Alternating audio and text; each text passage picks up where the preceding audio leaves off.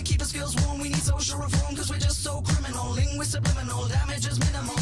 4% our largest fraction, massive attraction, gullible action, stop that. I'm gonna need a reaction, drop that. You already got your reaction, me, I'm gonna keep on smiling. You're gonna need restyling. I got a quote back from the jeweler, you're getting 20% cooler. Yeah, own this beat. You can call me a king or a ruler, filling on bass, get horse in the mic. We're getting 20% cooler. We had a great day out, calling my name like Ferris Bueller. It's time to wrap this up. We're getting 20% cooler. We're getting 20% cooler. We're getting 20% cooler. We're getting 20% cooler. We're getting 20% cooler. Reduce that triple, there's an 8 or a 9 who think they're on my level like a rebel in a bunker, getting shot with a mortar. Bump up and down cause I think you're order.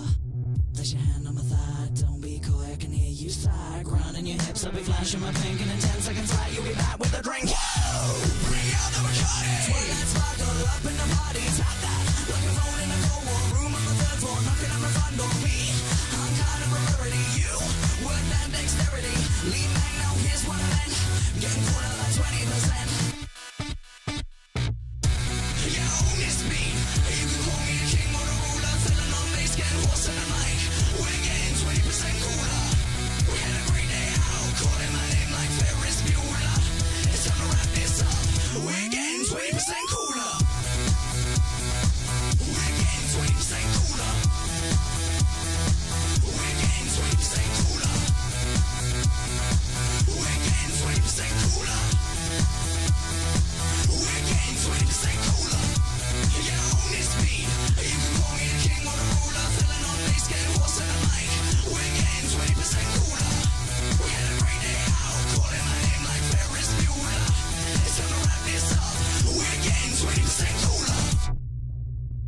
Good evening, and welcome to the beginning of Operation 2025 Burnt Toast. How's everyone doing? Oh, fucking hell. Happy Friday. Happy end of the week. Hopefully we've got like an interesting show to you tonight where we're going to delve into a load of communities I don't know anything about and talk about Toastify's history and how he has quietly assassinated entire content brackets that could have belonged to other people. We doing good? Everyone chilled out? Okay. So I've got him waiting. So we're gonna bring him right in. I'm not gonna piss around. Toastify, you're now live. You're now live on Cope and Seethe. How you doing, bro? Let's fucking go. Hello, how are we doing? Oh, not too bad. Not too bad. You good? You good? You ready? I'm you set? good. I've been opening a lot of tabs for the last 5 minutes trying to find out. This is an impromptu trying to look through everything and like collect everything together and just trying to retell everyone what's going on. I forgot to do something. I have an image of you somewhere. So I'm gonna just image create two. What? Well, I have an image of me. Well, I have an image of a character. I'm not like gonna face dog. I'm not gonna be a surprise. Could you fucking imagine? This stream is gonna be exposing you. That would be calling me over the 5 of my sins. Yeah. That would actually. Okay, I'm gonna be honest with you. That would be kind of insane. That image of you is massive. Okay, well, we'll make it smaller. See, I was so well prepped. Hell yeah. Okay. Now I have noticed we're both British and both in purple hoodies. At least your character is. True, actually, yeah. So this was destined. I think destined to happen. Despite, I don't know when your character was made, probably like 6 years ago, but I think you still stole from me, so we're gonna have to. My character was originally done in 2019. Oh fuck, yeah. I was actually around the same time. Was it early 2019 or? Oh late no, sorry, 2019? 2009. What am I saying? Oh fuck. Yeah. That is kind of a big difference, yeah. In a while. Yeah. In a while. Yeah, it's been a while. All right. Where do you want to start? Well, we've got a whole range, a content smorgasbord. So I guess let's start by just talking about you for a second and your history in the space, because you originally started in the ACC, right? To an extent. So before Toastify, I would make normal commentary videos. Again, sometimes I tell people, they don't really believe me. Like, how do you know about all this like past commentary lore? But I've been in the commentary community since like 2016, and making videos. I used to be like a presence on like in the commentary Twitter as well, as gay as that sounds. I was in the group chats and shit. I remember that stuff. But it was obviously like nothing big, and back then I was just kind of like a dumb 14-year-old making commentary videos from my like iPad. So when I made the Toastify channel just to start anew, I went more towards the art commentary community because immediately that stuff kind of just like all the stuff that's happening there really struck out to me. My first video that I ever made on this channel that wasn't, it's not up now, but it was about Madman, if you know that story. Yeah, I'm aware of the Madman stuff. So yeah, so that was kind of, I mean, that's cross-transitional between both communities, and that was what got me in. That's like fucking wild. So you went to the ACC and ended up as like kind of the more sane version of Aiden Projects in some respects then. Like, how the fuck does that occur? How'd you... Jesus, yeah. The more sane version of Aiden Projects is a violation. I'm sorry, that's crazy. That's crazy. What do you mean? I can't even like say that stuff. It's like, It's fucking true. Okay, I mean, like, you both started off really young in the commentary community. Have sort of built your, like, I get, for lack of a better phrase, careers in it. But Aiden's insane and completely broken as a human being. And as much as I like him, and you're kind of like normal. Well, wait till you see me getting exposed in 2025. It's gonna be over. Yeah, the Discord DMs are gonna get leaked. It's fucking over for me. I'm fucking dead. Yeah. I'm very proud of Project Burnt Toast. I think it's a good. What the fuck? The cabal is actively silencing me right now. I need everyone to see this right now. I'm not alone in this, you know? Yeah, it's everyone who sticks their head up. Like, Diorio just comes down, he's like, okay, guys, here's today's list. He gets like a piece of paper, he like pins it on like the town hall wall, and it's like, this is wanted, 50,000 subscribers. Yeah. Like, oh, I see your video. I've just got images of him going like full Italian. It's a nice video essay you've got here. It'd be a shame if somebody quote tweeted it. Shame if YouTube, like the r/YouTube subreddit found out about it, wouldn't it? So yeah, I mean, go on. I was actually gonna say, well, yeah, from there it was kind of art commentary because my first big story was in there, and I was like, oh, this is interesting. I'll just kind of attach myself onto that, and I was like, well, it worked. I mean, it worked for me from there. And it kind of gave me my first big taste of like becoming popular in like 3 years, and I was like, back then I was like 15. I was like, holy shit, this is amazing. Actually, I was 14 back then, not even 15. But even then, I was like, holy shit, this is like amazing. It's completely surreal. That was around the time like I had my first video that hit like 100K, and I was like, wow. This is crazy. So yeah. So how does it feel now when you see like kind of like new commentators come up into the community, and some of like, because for me, I look back at like all the shit that's happened since 2016. I'm like, wow, it just repeats over and over again, and people make the same dumb mistakes. Oh, absolutely. Absolutely. One thing that really affected this, my view of this, and I really relate to you with that, but after I was doing all this art commentary stuff, I kind of got back more into the commentary community in like 2021 and like early 2022. And this was around the time because I was friends with a couple of people who were around John Swan. So I was in the John Swan 15-year-old Discord editing servers where he was getting all these people, and the amount of drama there would be insane. And it did kind of give me a view where I was like, oh, it definitely shaped my view from then on about other group chats and stuff like that. And I definitely see that in some of the stuff that's going on today. Like all these like group chats and stuff, all these small commentators. It's like they don't really learn the lessons, and I kind of see mirrors of them in different up and comers. Do you have a Discord like server? Do I have a Discord? I used to have one, but it is now gone for obvious reasons. I did not want a Discord server. I had a server in like 2020, then I shut down just for like personal reasons, and then like I've had one from 2022 to like 2023, and that was the main one, and everyone was really popular. Everyone really liked that one, but it was really stressful because there were like 3 mods like who were actually active, and I was like one of them. So I was like, well, fuck this. So one day I just delete the server. And the only server I run now is now like Patreon only. So that makes sense. Probably the best because Discord servers are just a real headache.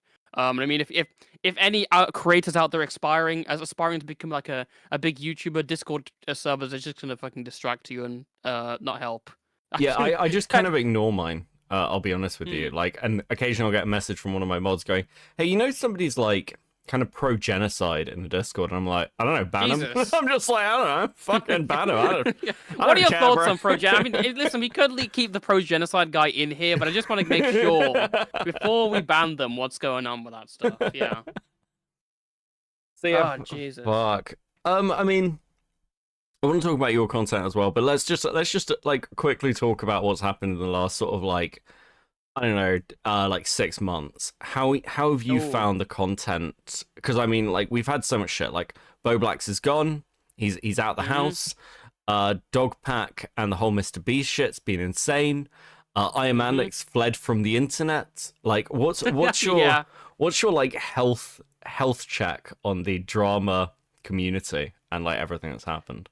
This has been one of the best years for drama. That's undeniable. There's been some amazing stuff happening, and a lot of it has been through people who a lot of it has been against people who I used to watch. I used to be really big into Mama Max. That kind of changed. And then there was also like this year's been fucking entertaining. Every time you turned, it's like holy shit. There's another thing coming and another thing just coming through. I mean, there was like the whole the Varch stuff as well. And it was genuinely, it genuinely felt so overwhelming that I wasn't able to focus on my channel as much. And I was like, I'm kind of neglecting this and the content because I'm just watching stream after this new stuff. I need to keep up on this stuff. So I am actually quite glad it's kind of settled down now. We've had some breathing space, to finally just take a look back and be like, right, well, this is crazy. Yeah, there's kind of like no one left for their career to crumble. Somebody brought out a video like this week, a guy named Counterpoints, talking about progressive victory, and I mentioned in it and things, and it's really weird. I was like watching back and I was like, how the fuck? I mean, this only happened like, oh god, like 12 months ago, if that, maybe 10, maybe less, and I'm just like, and now there's like a retrospective video on it. Talking about my involvement, I'm like, what the fuck? That does feel really weird when you're involved in like a retrospective. Like, ooh, I mean, I like it. I'm not gonna lie, I like it when I see people put my like the video, what's it called? When people like include me in retrospects, I'm like, oh wow, this is me being mentioned in this, because it's kind of surreal. The Discord servers and like shenanigans I was in when I was like 15, 16, and now being looked back upon by people in some cases. I think for example, like a lot of it is weird because like even like for example, relationship with like a bunch of small commentators back then, for example, like Pman. Let's give an example. Like seeing me mentioned in some of those retrospectives feels weird because I don't really like Pman. My opinions have changed, but the amount of stuff that happened and the fact that people are making a retrospective on it, like I've become history. Which is crazy. I always say, like, one day we will all be law. Yeah, literally. Sometimes you got to aspire for law, though. That's the thing. Yeah, it's Sometimes like you got to aspire for that. Like I've said before, like my long-term goal is to, like, in 10 years' time, to have like somebody sat on a stream, badly explain my law and then call me a slur. That's kind of the goal. Like, it was like there was this. Yeah, wasn't that the guy who like groomed some 17-year-old named Emmy and like nobody corrects them? Like, That's I mean, thank God I have not been like mistake. Okay, there has been some kind of mistaken identity because obviously you've had the one with Craig Beckett. Unfortunately, mine's not as bad, but there was like a VTuber called Toastify without the A. And he was like scamming people and being like a total piece of shit. Like, whoa, this is not me. This is not me. What's going on? And the freaking Toastify was coming up in the VTuber thing. I was like, great, amazing. Now I get to see all this shit. Should we talk about Pman? Because I know brief bits about Pman, but like I imagine that's like quiet lore now. Yeah. So I can remember it very vividly. Let's start with an ancient bit of commentary drama that you're involved in. Then, so let's talk about Pman. What happened with Pman? Back in the days of 2019, 2020, Pman was an up-and-coming small commentator who was making videos pretty much very inspired by John Swan and a huge fan of John. Pman would be making...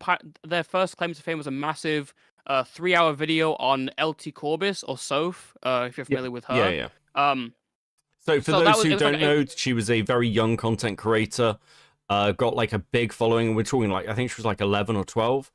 And yeah, absolutely. She basically went down the far right pipeline and started like wearing a hijab and making parody Muslim extremist videos, and then disappeared off the internet. It's a very weird time. Yeah. So that was kind of how the beginning of Pieman's like success and stuff, and people started noticing them. Then Pieman started getting involved in these small commentary Discord servers and these small commentary group chats. In particular, it was late. It was during late. Was it late? Yeah, it was like late 2020. Pieman started talking to someone by the name of IamAlexStam69. That is their real @. And Pieman started flirting with this person. Pieman was like 15 at this point, and this person was like 13. So they were talking and stuff, and they were like kind of flirting back and forth with each other. Then comes in Mr. Toxic. Mr. Toxic is another small commentator who's completely insane. He's like a doxing, like sending CP piece of shit who's like raiding Discord servers and stuff. He's completely unhinged. And so Mr. Toxic goes to Pieman and says, "Hey, this person's actually 12, not 13." And then Pieman's like, "Well, I feel disgusted. But also, that's kind of turning me on a little more." And I was like, that's really weird. That sucks.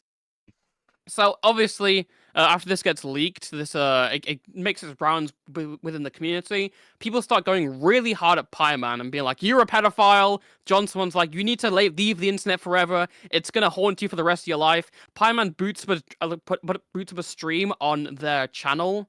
Called like Drama Time. I think that's They had a podcast called Drama Time, and they booted up a stream on it, and been like, "Okay, let's talk about my allegations." And the entire stream was just people calling in and shitting on them, and it was completely horrific. It was like a round table of the community. I think that video is literally gone now, which kind of sucks. But that was a crazy time. Now after this, after being told about all this stuff and be like, "You're a pedophile, you need to fucking go away," and stuff like that, Pieman sadly was contemplating suicide and did leave a suicide note on Twitter. Thankfully, people were able to talk them out of it. And a lot of people were looking for John Swan, being like, "Yo, John, what's going on here? I feel like you've treated this person way too harshly. By completely treating like a 15-year-old to such a harsh standard." And then in response, John Swan just felt very dismissive. He wasn't really like talking to this stuff. Even when he was finally pushed to make an apology to Pieman, it was totally like fake. And I believe it was completely like false and stuff. So John Swan, the controversy happens. This is early 2021. The Dream controversy happens. Like John loses all his credibility. William Ashcorp brings up the issue and is like, "Hey, this is fucked that this happened to Pieman." Everyone's like, "Yeah, I agree." And now we're coming into like 2021, and John's basically gone. Pieman is now being vindicated and is now like being propped up as a member of the community. But it's at this point where things again start to go wrong, because instead of Pieman going to higher lengths and creating better, bigger videos, instead Pieman's still lounging around in like small Discord servers and talking about like arguing on a Kiwi Farms thread about their own reputation, which is not a good thing to do. Yeah, I mean, on the grand scheme of things, that might be a misstep. Ask Flamenco or Flamenco's family, or any of the other people he roped in to argue on Kiwi Farms. Absolutely. There was an entire discussion over a small commentator called Vex Say Stuff, and Pieman was heavily involved in that, being like basically like some sort of vindication document and being like, "Hey, what this person did wasn't like pedophilia," and there's a massive argument over this. And again, everyone's just thinking like, why isn't Pieman just like moving on from this stuff? Like, you really shouldn't be stuck in the mires of like small commentary community. So this all comes to a head in late 2021. Now, Pieman is friends with a number of small commenters in the community, and these are all around Pieman's age, like 16, 17, all these people. And one of these people is called LMM Skits, or Satanic Antifa. Another small commentator, doesn't really have much history that's worth knowing, but Pygo is friends with them, and unknown to literally anyone, all these small commentators are doing degenerate things and like sharing their nudes around with each other. So they're all sexting each other on Discord and stuff. They're like 16, 17. And during this... On whose Discord server? Just in their own private Discord servers. Nothing like... No specific creators one. Just in their private ones they've organized. Okay. So, from then on, I guess Pman starts... got it wrong. There is another person who enters the fray called Grayson. Now, Grayson's like 13, 14, and close with LMM Skits. And eventually, LMM Skits and Grayson start dating. LMM Skits said some very horrific things about wanting to do certain things to Grayson, like rape, etc., etc. And Pygirl's just kind of playing along with this stuff. It comes to a point where they're doing like rape role plays on Discord, which is like insane. At one point, it gets to the point where LMM is like fully expressing like pedophilic intentions with through specific questions, and Pieman's like, yeah, it's kind of trying to like gather evidence, but at the same time, like still kind of playing into it to an extent. And people are just wondering why the fuck didn't you just report this person earlier? Because every time it just goes on and on and on. It's like another fucking point. It's like you should have just cut them off from this point, and Pieman didn't. And they got a lot of backlash for this stuff because it was a supremely mishandled situation for a total fucking cretinous degenerate who should probably be in jail by now. But yeah, there was one point where because I Pieman feel like Pieman came back in like 2020. Like this year, like earlier this year for another video, right? Yeah. Well, that is after all that stuff, all the lore. So I mean, this was the point where they left though. Like everyone was like, "Oh, fuck this person." Pieman just completely goes, and this is like the breaking point for most people. People were like, "We don't really want to deal with this person anymore," because just the fact that you get involved with all this like weird fucking shit is just enough. Like enough for us. So Pieman leaves for like a number of months and stuff. Doesn't really come back for ages. The community moves on like normal. And they come back as Pygirl transitioning, I believe. And still trying to make content to an extent. I believe they deleted their channel last time. So they're trying to like restart the career and stuff. But now they're in fucking I don't know, like now they're in like drama with Blair TV, and don't ask me to summarize any of that because I do not know about like half of what's going on there, and I do not want to know. I guess the do you know this year's been so insane that I almost completely forgotten about the Illuminati drama. Like I just like it slips my mind. I'm like, wait, yeah, shit, that was a content creator called Illuminati who's like being sued and suing people. What the fuck is going? Chris is saying I'm forgetting the best video Pieman ever. Oh yeah. Okay, but you can't put this on stream. I have like 3 DMs from Aiden at this point. I'm getting DMs from Aiden. Yeah, I'm getting DMs from Aiden as well. This is my appearance. You'll get your own guest appearance later. There's also this is the one thing I forgot about. Thank you, Chris and Ark, for reminding me this.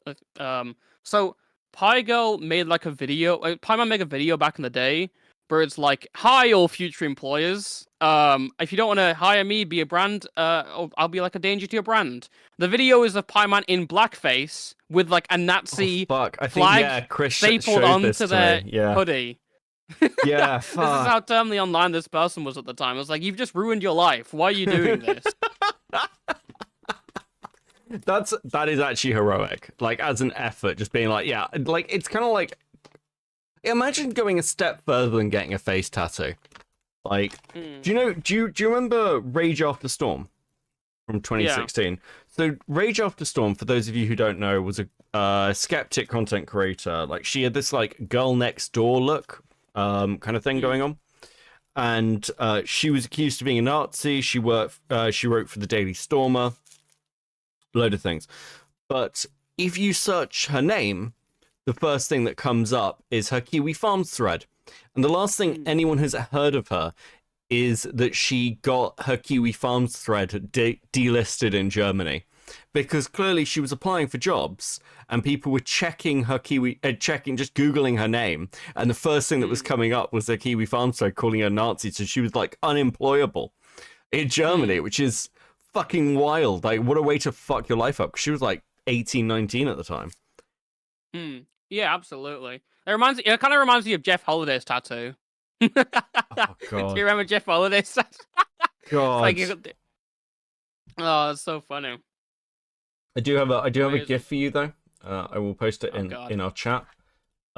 This is a gift from my our resident artist Beetle Pins when it uploads. She's done a nice new image of you. I'm ready for it. It should be usable in your upcoming content. You know, that's probably not the first time I've had any art of me made like that. So I'm not like that. I'm actually not that surprised. People have made like porn of my OC. I don't really know why, but you know, I kind of just let them get to it. Like, sure, do what you want. I don't give a fuck. I'm very hands off with that kind of stuff. Beetle pins is literally perfect when it comes. Well, to thank this you. shit. I'll probably be using that still in my next few videos. So cheers for that. I'll put it on screen as well so we can see Beetle's amazing fucking artwork. There we go. Give me a send. Yeah. Just bring that up. There we go. Toastify has been care bad. Let's go. Fuck's sake. Okay, so Pman happens, and like that's so you sort of were moving off to do like art commentary and other things. Now, one of the things that I noticed that you covered, and we've probably got a bit of shared knowledge of, is GaroShadowscale. Oh yes. So maybe that's maybe that's a good place to start with Garo. You can give me your impression of Garo, and not your actual like an impression because you'll be arrested, but your what do you think of Garo? He's very egotistical, very much above himself for a guy who makes videos about like furry inflation and gaming videos. I don't know why he conducts his server in such a dictatorial way where he's completely fucking over people and be like, you can't. It's like building a cult around him, literally building a cult around him, as I said, like people have said in their videos. Did you? Okay, so like, so when I looked into him, he was doing crazy things like saying, "Hey, if you're not like giving me money or like, a certain sub level, you don't deserve to tell people it's your birthday in my server." You're taking attention away from me. He did say that because some kid on Discord was like, "Hey, I said it was my birthday in chat." And he was like, "Fuck you for saying it's my birthday in your chat. This is fucking awful." Oh my god! You should have seen the messages when like one of his mods turned rogue and leaked a bunch of stuff. He was like chatting like some Game of Thrones script. It's insane. I mean, that guy. The thing that attracted me to covering him was, first off, he does like these Minecraft videos, and they're like super kid-friendly Minecraft videos. Like you look at this and like, this is a kid's channel. And then you're like, but there is an awful lot of furry porn involved in this guy's content creation, which is just fucking weird. Like he'll play like sex games. There's two channels. There's the furry porn channel, and then there's like the kids channel. And somehow they're both under the same name. Like it's a complete conflict of like fucking like topics. You gotta wonder like, how the fuck is this shit? Wait, like, what? I haven't even seen that second channel. You haven't seen that? It's the one with the porn. Yeah. Oh no, because he's got like hentai S games with their pixel games on his main. I didn't realize he had like a full second furry porn channel. That's fucking wild. What the fuck? Well, the pixel one is where all like the porn stuff is, and then like the main channel's got like all the gaming where it's like, oh, I played Bugsnax for 100 hours. So it's like a complete like it's just a weird conflict. I'm trying to look see if we get like a little still. Yeah, this is all the like the Dragon Vor mods, and it's like, is this really something you want to tie with your own like your kids channel under the same name? Where it's like barely any. It's like a space difference. That's fucking wild. Because like, yeah, so he had this whole thing where he was getting criticized for like over monetizing. Like his highest Patreon tier, where you got to spend like 20 minutes talking to him, was like, what was it, like $120 or something? Oh yeah. So I went through this in the video. It gets like, it's like, so if you pay like 250. Fuck me, 20-minute private conversation. Yeah, 20-minute private conversation. You can like, it's like one message every day. There's also like the lower ones, like the 100 tier and $50 tier. You could get like hugged by him in VR. Like I showed a video of this. You can. It's amazing. You can join me in VR. Okay, where's the thing? There we go. You can join me in VR chat every day for my Twitch streams for hugs together after I finish announcements. DM me your VR chat username in Discord so I can add you as a friend. Do you want me to play? Can you play this like my audio and stuff in the video? Yeah, it should be okay. Alright, cool. I'll chat with them with only one Patreon per with these people, all the worked and taken VR chat. The hell is it? Maybe I'm not familiar. Okay, there we go. Here's the timestamp. VR chat hugs. There we go. Who am I kidding? Of course you do. Let me go ahead and hug my love to patients. We're gonna hop on over to Terraria. I think that's it for announcements. I don't think I'm forgetting anything. End the stream. Right, one moment. So, Satoshi, big I say Precious Wiggly, thank you so much for being a low tier patron. I love and appreciate you so much at Precious Wiggly. That makes me super duper happy to see. It's like reading like the terms and condition as he tells them. I will respond. You are guaranteed that as per your rewards. And also, I didn't forget that you're saying Friday would be a good time for the private call. Fridays are usually a bit rough for me, but I think I can do it. If not, then we can definitely reschedule it. But it will happen, of course. But I love you lots. I Precious Satoshi Wiggly. Thank you for your support and all of you. I can't even talk, and he's just like standing there silently. I'm so happy to have you in my life every single day. And Skywing, big X, I Precious love to your patron. Yes. Hopefully things are gradually lightening up for you, my friend. You the tail no clip is really helping. Support and kindness and love as always. You mean so much to me, and I appreciate you lots. Thank you for everything. And Doug, it's gonna be your turn. Actually, let me double check. Where are you going? Where are you going? Don't fall. No, don't fall.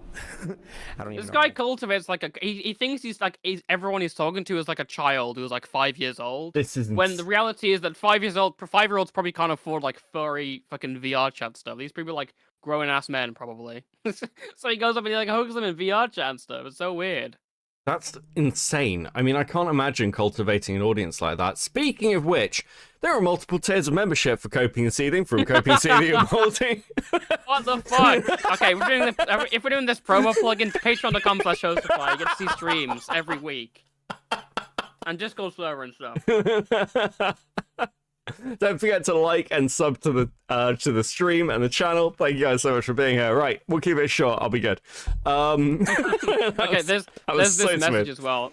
There's this message as well where someone's like, "Hey, I've been showing up to most of the Twitch streams. I played the marbles a bunch of times. I'm sorry if I had issues."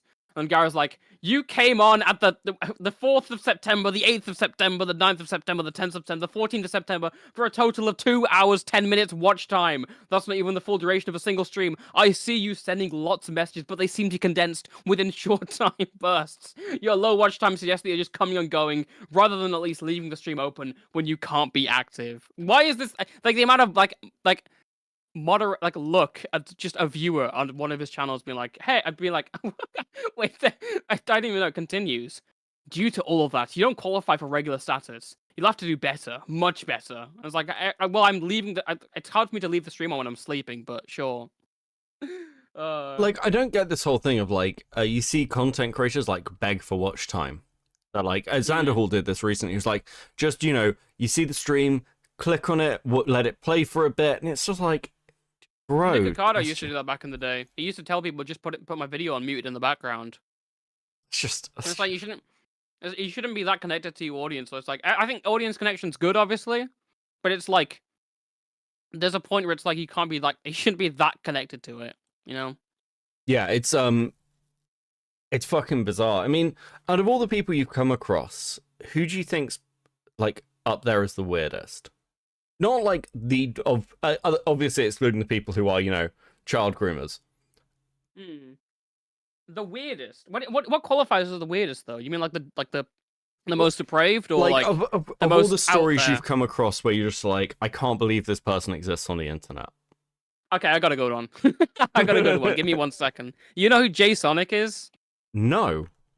Oh my god, you don't know who JaSonic is? Okay, I'm gonna show the screen. This is my thumbnail for my video. Oh, it's gone. This is my thumbnail for my video. This is the thumbnail for my video. This one here. I had what with the Sonic doll for he had sex with a Sonic doll for 25 years. So this is JaSonic. This guy is a guy who's been posting online. This is him with this doll here.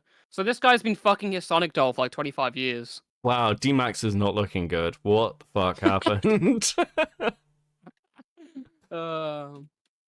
Like he became it wasn't really weird about this guy. So it starts in like the 1990s. This guy is like when Sonic the Hedgehog's just popping off. This guy gets like a severe like injury, and goes into like a coma. And then when he comes out, like JaSonic is suddenly his new interest. So he starts fucking the plushie for the next year, and he doesn't clean it. By the way, can I just clarify? He doesn't clean it. I should have clarified that earlier. He does not clean it. I'm trying to find this stuff. Yeah. So this is like I can't find the best picture of this because I didn't want to put like a Yeah, there we go. That helps. That's probably the best one I can show. This is like a picture of him with the thing on his dick. So he's been posting online for ages, for like 32 years. Sorry, Kazoka's right. Yeah. A lot of time has passed since then. Yeah, this guy is completely insane, and I can't believe he like totally exists. Like he went on his own Kiwi Farms thread, and again just like argued with people and like just like answered their questions and be like, well, I don't wash the thing because I just liked it like its musky smell. And it's like, What? No. let me see if I can find it, but it's lost in a lot of this stuff here. Yeah, here we go. So someone said, why didn't you ever wash your Sonic plushie? Just plop him in the washing machine and pretend he's running through Eggman's car wash or some shit. At the very least, he'll be softer when he comes out. JaSonic, sorry I went past this. I don't think there's a risk to my health if I leave him dirty. You know, the thing you put your... If you, yeah, sure. You will find me crazy if I tell you that he wants me to leave him dirty because he loves my musky smell. He thinks that, like, the Sonic doll is pathologically... Is it psychologically talking to him through like brainwaves and was like, yeah, I need to like, what times to have sex and stuff. He's a very interesting guy because he types very eloquently online. So yeah. Well, I mean, clearly Sonic. Do you think this is somebody who's like watching Chris Chan and being like, don't worry, the merger's coming, I believe. Well, I don't know if he watches Chris Chan. I'm pretty sure he did comment on like one of Kara the Wolf's videos, being like, "Wow, I can't believe this is happening," or something like that. They're like, "Wow, I can't." There it is. I feel like I need to leave my 2 cents in here. I've watched several videos about you claiming who you claim you're not. Now I believe you because all the pictures that I saw were photoshopped. I mean, I don't know if they were photoshopped, but I believe that they were. And all these people are framing you to be a bad guy. JaSonic might be like the only person in history to believe in like the Iranian super hacker myth.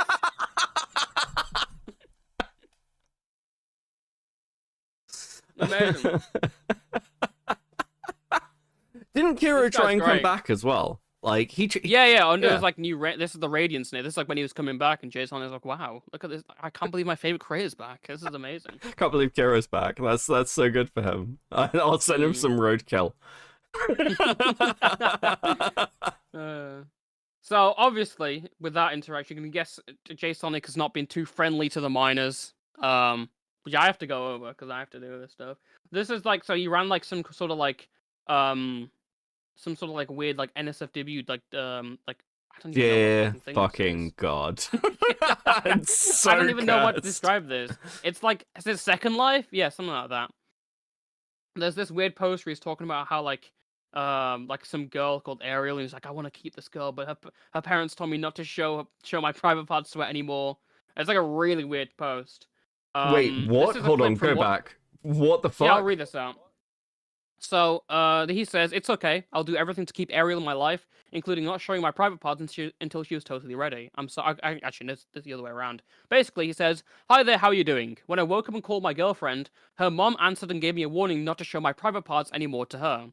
I told her mom that I wouldn't do that anymore, and I have a reminder to not do it because I risk losing her. I don't know why I told this to you, but I told you anyway. I just feel like I can't really be myself anymore, but I will try my very best to act as normal as I possibly can without showing my parts. Been a long time since I couldn't be able to show my parts on cam, but here I am faced with a dilemma. The implication is really heavy. That's like, this girl is like clearly underage. If her parents would be like, you can't show your dick to my daughter or whatever. It's a really heavy implication. Fuck. And then the main one is actually covered by Augie back in like 2019. Surprisingly, this is actually Boblax. Like, this video, all this stuff was covered by Boblax first, so you'd be interested to know that one. So some kid lies about his age, being like, "Listen, I'm not an 18 plus, but I won't go to the NSFW stuff." And it's like, and he sends him like a picture of his dick somewhere. And it's like, there it is. I'm doing the video in a few minutes. It's dark. I'm so sorry. All this stuff, and the kid keeps asking like, "I'm a minor," like multiple times. And again, he just says this kind of stuff here. Where's my favorite quote from him? Anyone that calls be a pedophile are pedophiles themselves. How do you like them apples? That's my favorite JaSonic quote. Again, this guy's amazing. You know, he commented on this video as well. Oh, what the fuck? He deleted it? Oh my god, that sucks. I can't believe he actually deleted the fucking comment. What? What was it? He commented on the video. He commented to be like, wow, another guy trying to paint me as a pedophile. Can't believe this shit's going on. And it's like, oh my god. Yeah, no, I mean, you look at people who just clearly can't function, and it's amazing that like they've kind of gone, oh well, the internet, that's the place I need to hang out. Also, how do any of these, well, they date minors, but I was going to say, how do any of these people get fucking girlfriends or partners or in any relationships? I was watching back something recently with the Kilo Gesh stuff, and he has a girlfriend defending him when he's caught grooming minors. It's insane. Like, I'm just like, how is that? What the fuck is going on? It depends where these people live, to be fair. Because a lot of it, like, over here, obviously, in, like, the UK or the US, people are like, yes, it's bad to fucking sex minors. But if you're looking somewhere like, I don't know, the fucking Philippines, I'll give you an example. People there, yeah. Yeah, Canada, I don't know. But, like other places, like, where these people are more prominent and stuff, and, like, more connected, they'll obviously be, like, way more able to excuse it. That's the thing. Yeah. So it's just something about this stuff, and it's just this stuff here. But again, like, I don't think JaSonic is like hold on a relationship like a real one. And in fairness, it's kind of obvious to be like, this guy is clearly there's something wrong with him in some way. Sometimes you do feel kind of bad for him because it's like but at the same time, I mean he fucks his Sonic doll. I can't not make fun of that, you know. I mean, I felt this way with like right Danny there. the Panda. Like Danny the Panda, a lot of people feel sorry for, but I'm like, yeah, but he's crazy. Like, it's insane. I don't know what else to say. Yeah. Oh fuck, that's a hell of a thing to transition from. Let's talk about how you destroyed a community, Toastify. Do we have to? Are we gonna go into all of that then? Yeah. Yeah, I think we're gonna let's go there. So this is sort of I think one of the things you're probably most prominent for, even if people aren't aware of it. Not in this community, but outside, absolutely. I think people are aware of me and my involvement in FNF to some degree. I think like in Tom's video on the FNF stuff, I was mentioned like a couple of times, and that was because like a lot of the stories that I covered was like mostly there. I had a lot of this prepped because this is like stories before that. We'll get onto that later. Where is this? This is all the other stuff. Okay, so basically, I was coming into FNF around 2022. I wasn't really a big fan of the game, still not really a big fan of it, but my friends were playing it a lot, and I did see a couple of situations going on in there. Do you want to explain point... what FNF is for those who aren't aware? Good point. All right, Because, FNF, Friday Night Funkin'. FNF or Friday Night Funkin' is like a rhythm game. Basically, it's like the idea of like it's like you're like a boyfriend, like battling people, for like trying to stop them from taking your girlfriend. I'm trying to pull like a decent clip of it. Like that's the entire basis of it. You've probably seen some clips of it like going on. It's got a very, very heavy modding community as well, which is like absolutely crazy. Yeah. Because the game's essentially freeware. Like that's my understanding. It's like anyone can download it, and like most of the content now is community supported. Well, yeah, absolutely. There's that is basically what most of the discussion is based on. Since like they were planned when the original developers were like doing all this stuff, they were given a lot of money to prepare the game, and they've actually gotten around to it now, and they were doing it pretty well. But there was a lot of speculation because there's basically like silence from them, and everyone was thinking, oh, they spent it all on crack, which was like a prominent theory, where it's like they just spent all the money on crack, which in fairness I don't think was, and ultimately I do not think that was true. But yeah, I'm trying to pull up an example. Just like small amounts of crack, like just maybe I reckon maybe a little. I reckon maybe a little of crack. They probably did that, but I mean, at least they're developing the game now. But that got like when that blew up back in like 2021, it got like a ton of donations and stuff. Again, if you're watching the screen right now, you'll be able to see what FNF is all about.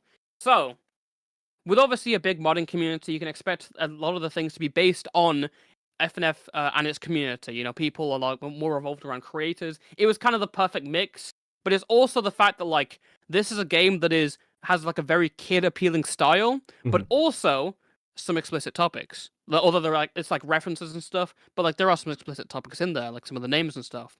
And this would cause like this would cause some pretty bad stuff to happen with a lot of big creators being exposed. So one of the biggest that was out there was AmorAltra.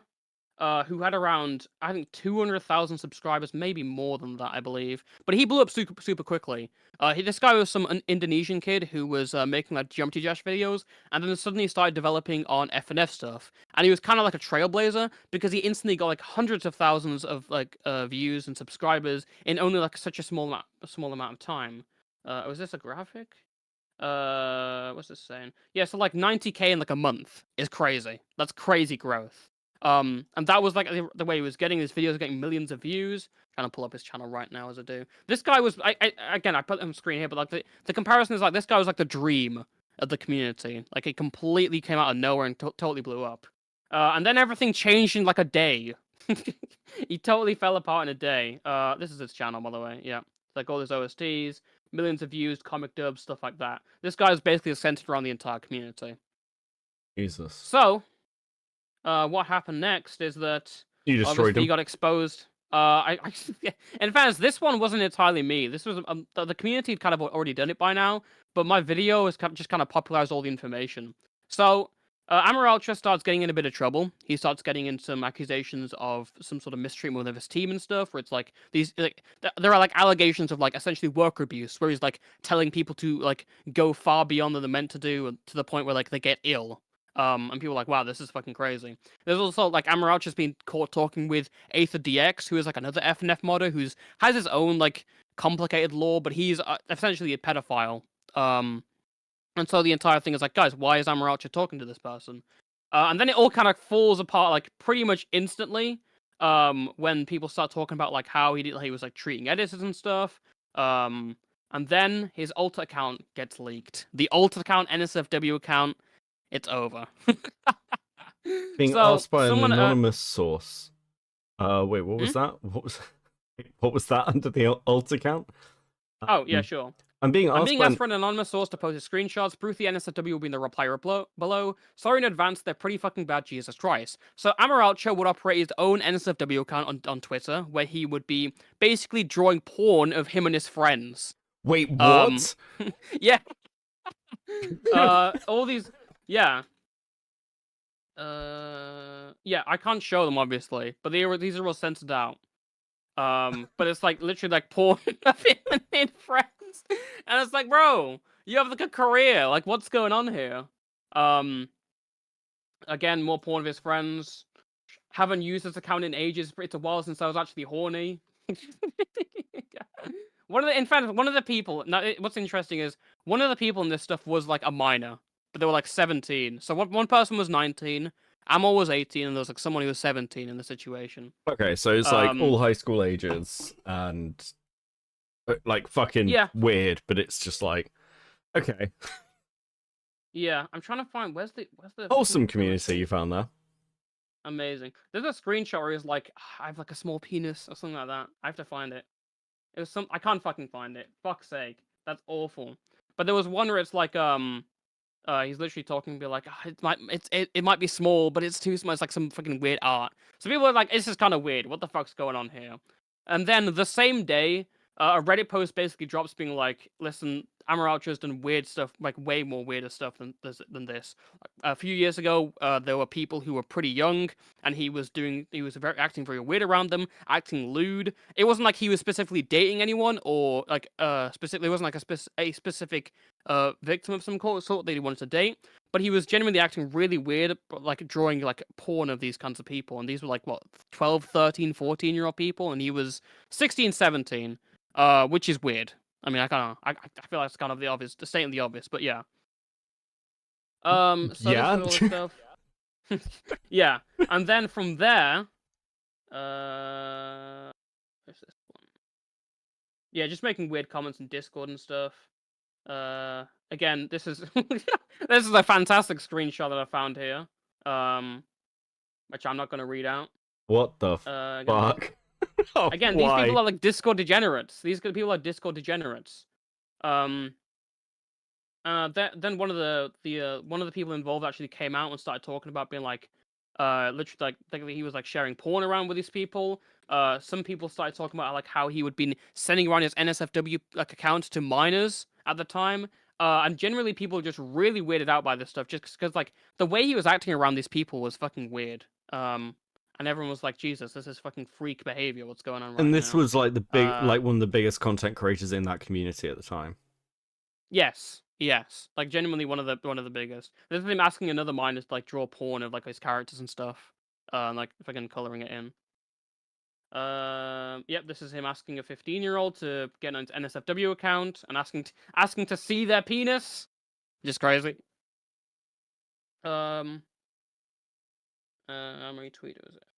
Yeah, and then there's also like anonymous grooming allegations, which haven't got that much traction and stuff, but it's worth noting them. People have from there, people just really was just like, dude, this guy is just a fucking freak, like just going around, and he's just been a creep towards everyone. So AmorAltra responds with an apology, just being like, guys, I deactivated. It was professional advice from my therapist. I'm just gonna leave, guys. The funniest thing is that hang on, that's the right one. Where's the gone? Oh, there it is. So the reason he made that apology is because he got someone sent him like an apology 101 guide, and he was like, thank you. I'll be looking into this to make my apology. So he makes an apology for all this like stuff he's doing. I'm sorry that I've hurt these people. I made them uncomfortable. I'm disappointing. And then someone just leaks that like, dude, you just made it from like an apology guide. Oh god. Do you know what? That's fucking absolutely crazy. incredible. If you actually, do you know what? If you're gonna apologize for something, or if I need to apologize for something, I'm gonna use that guide in the future, just for the meme. Yeah, dude. Yeah, if you're gonna go down in flames, do it with a meme. Holy fuck. Do it with dignity, yeah, absolutely. So that's basically it. A lot of memes came out at the time of like AmorAltra, oh, he's a groomer, lol, and all that stuff, and that was he basically became the meme of his own community, and that's basically his story. He's probably never coming back. People have tried to contact him privately multiple times. Someone went out of his way to even like trying to contact his like mother, which was weird as fuck. Someone has told me actually not someone because it was public, but people were talking about how like he was coming back last year, which hasn't really happened because he hasn't really addressed anything in like a meaningful way.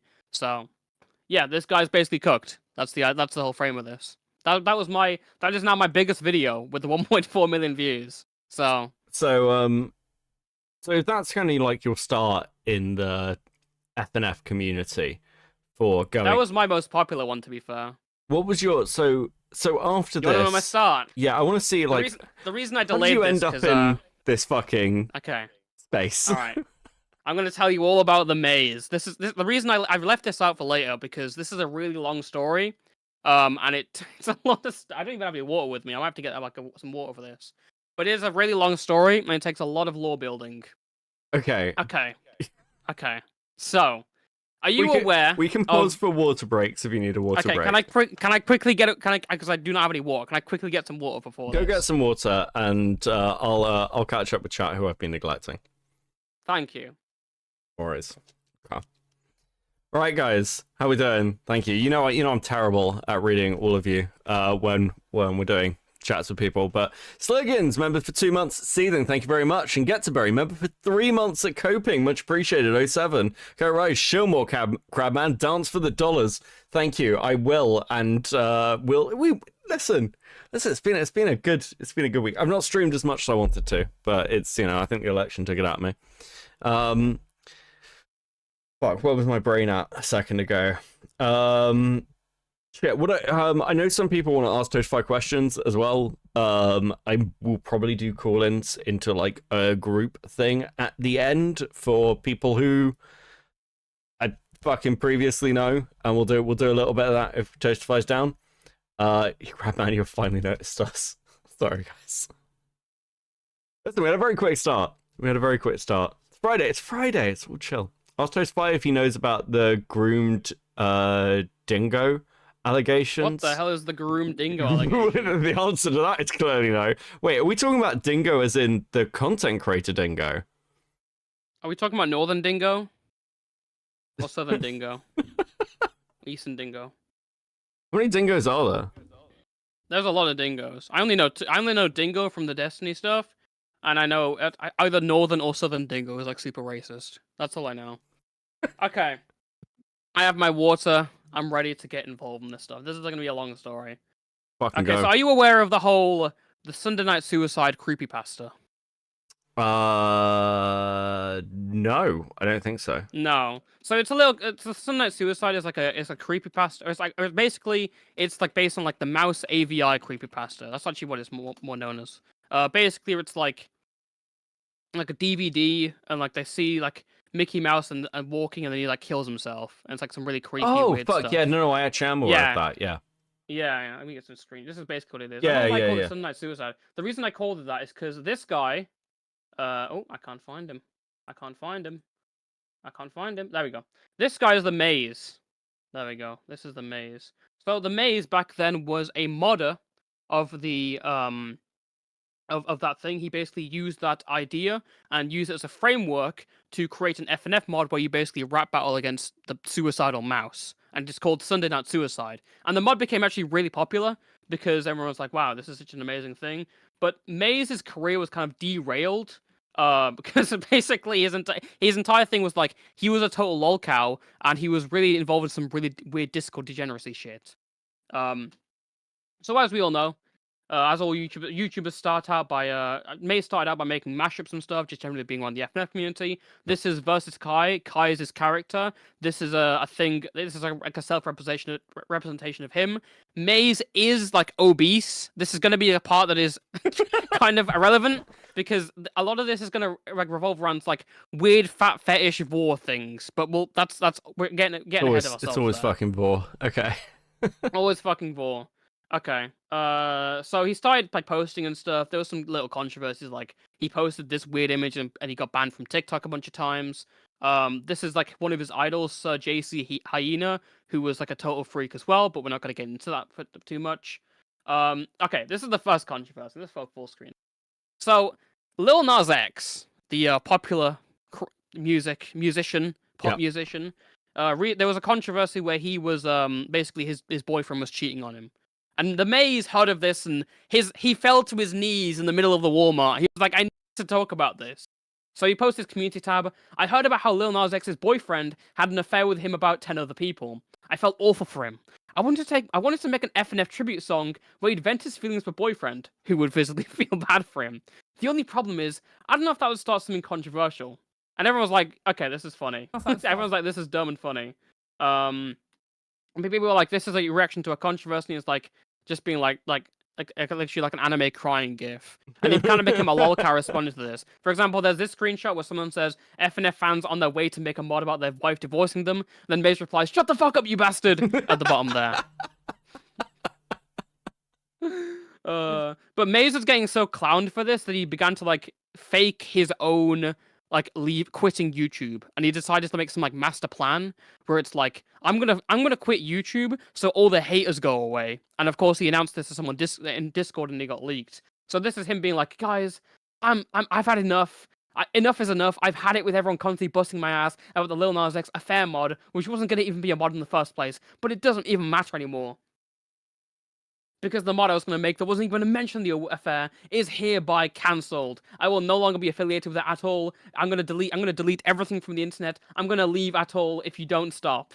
And then, of course, there's a message which is like, listen, this is just, the mods are taken now. There'll be no one to blame but the haters. So he's essentially just trying to, like, fake his own quitting so that everyone turns on his haters for whatever reason. Fuck? That's a tactic. Jesus. It's a high IQ. It's high IQ. And he says it here. I should probably explain this before things get out of hand. You ever see those movies where the villain gets revenge and gets an empty feelings?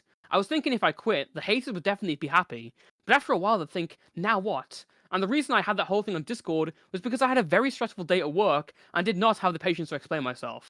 I know a lot of you won't forgive me, but I don't care. I can understand where it's coming from. It's very easy to believe I'm lying, and I admit I'm very much immature. And sometimes that gets the best of me, but I never intended anyone getting harassed. So yeah, I don't know why. Again, it's like weird and like how this meltdown is happening because he made like a Lil Nas X tribute mod post for some reason. So there's that. So after this, Maze made a new update to his mod called Really Happy. It's a new mode for his mod. Right. And basically. And during this one, there's a lot of like epileptic like flashes and stuff, like a strobe effect. But he doesn't put like an epilepsy warning. And some person's like, Jesus Christ, Maze, this is fucking insane. You've sent my friend to hospital because they had a seizure. You didn't warn them, which is nuts. And then Maize is like, dude, I don't, dude is like, listen, I know the thing is so shaky, but that was the point, you know? It was the point for me like shaking the screen to make them uncomfortable. And it's like, bro, this is like, you should kind of like, this is some sort of like health violation. I feel like you should put some like warning for like so the thing doesn't flash. So yeah, again, he isn't like, during all this time, he's like 18, 19. Like he's not like a kid at this point. I want you to keep that in mind. So he is at least not a minor. He's just a very, very autistic late teenager. Okay. Yes.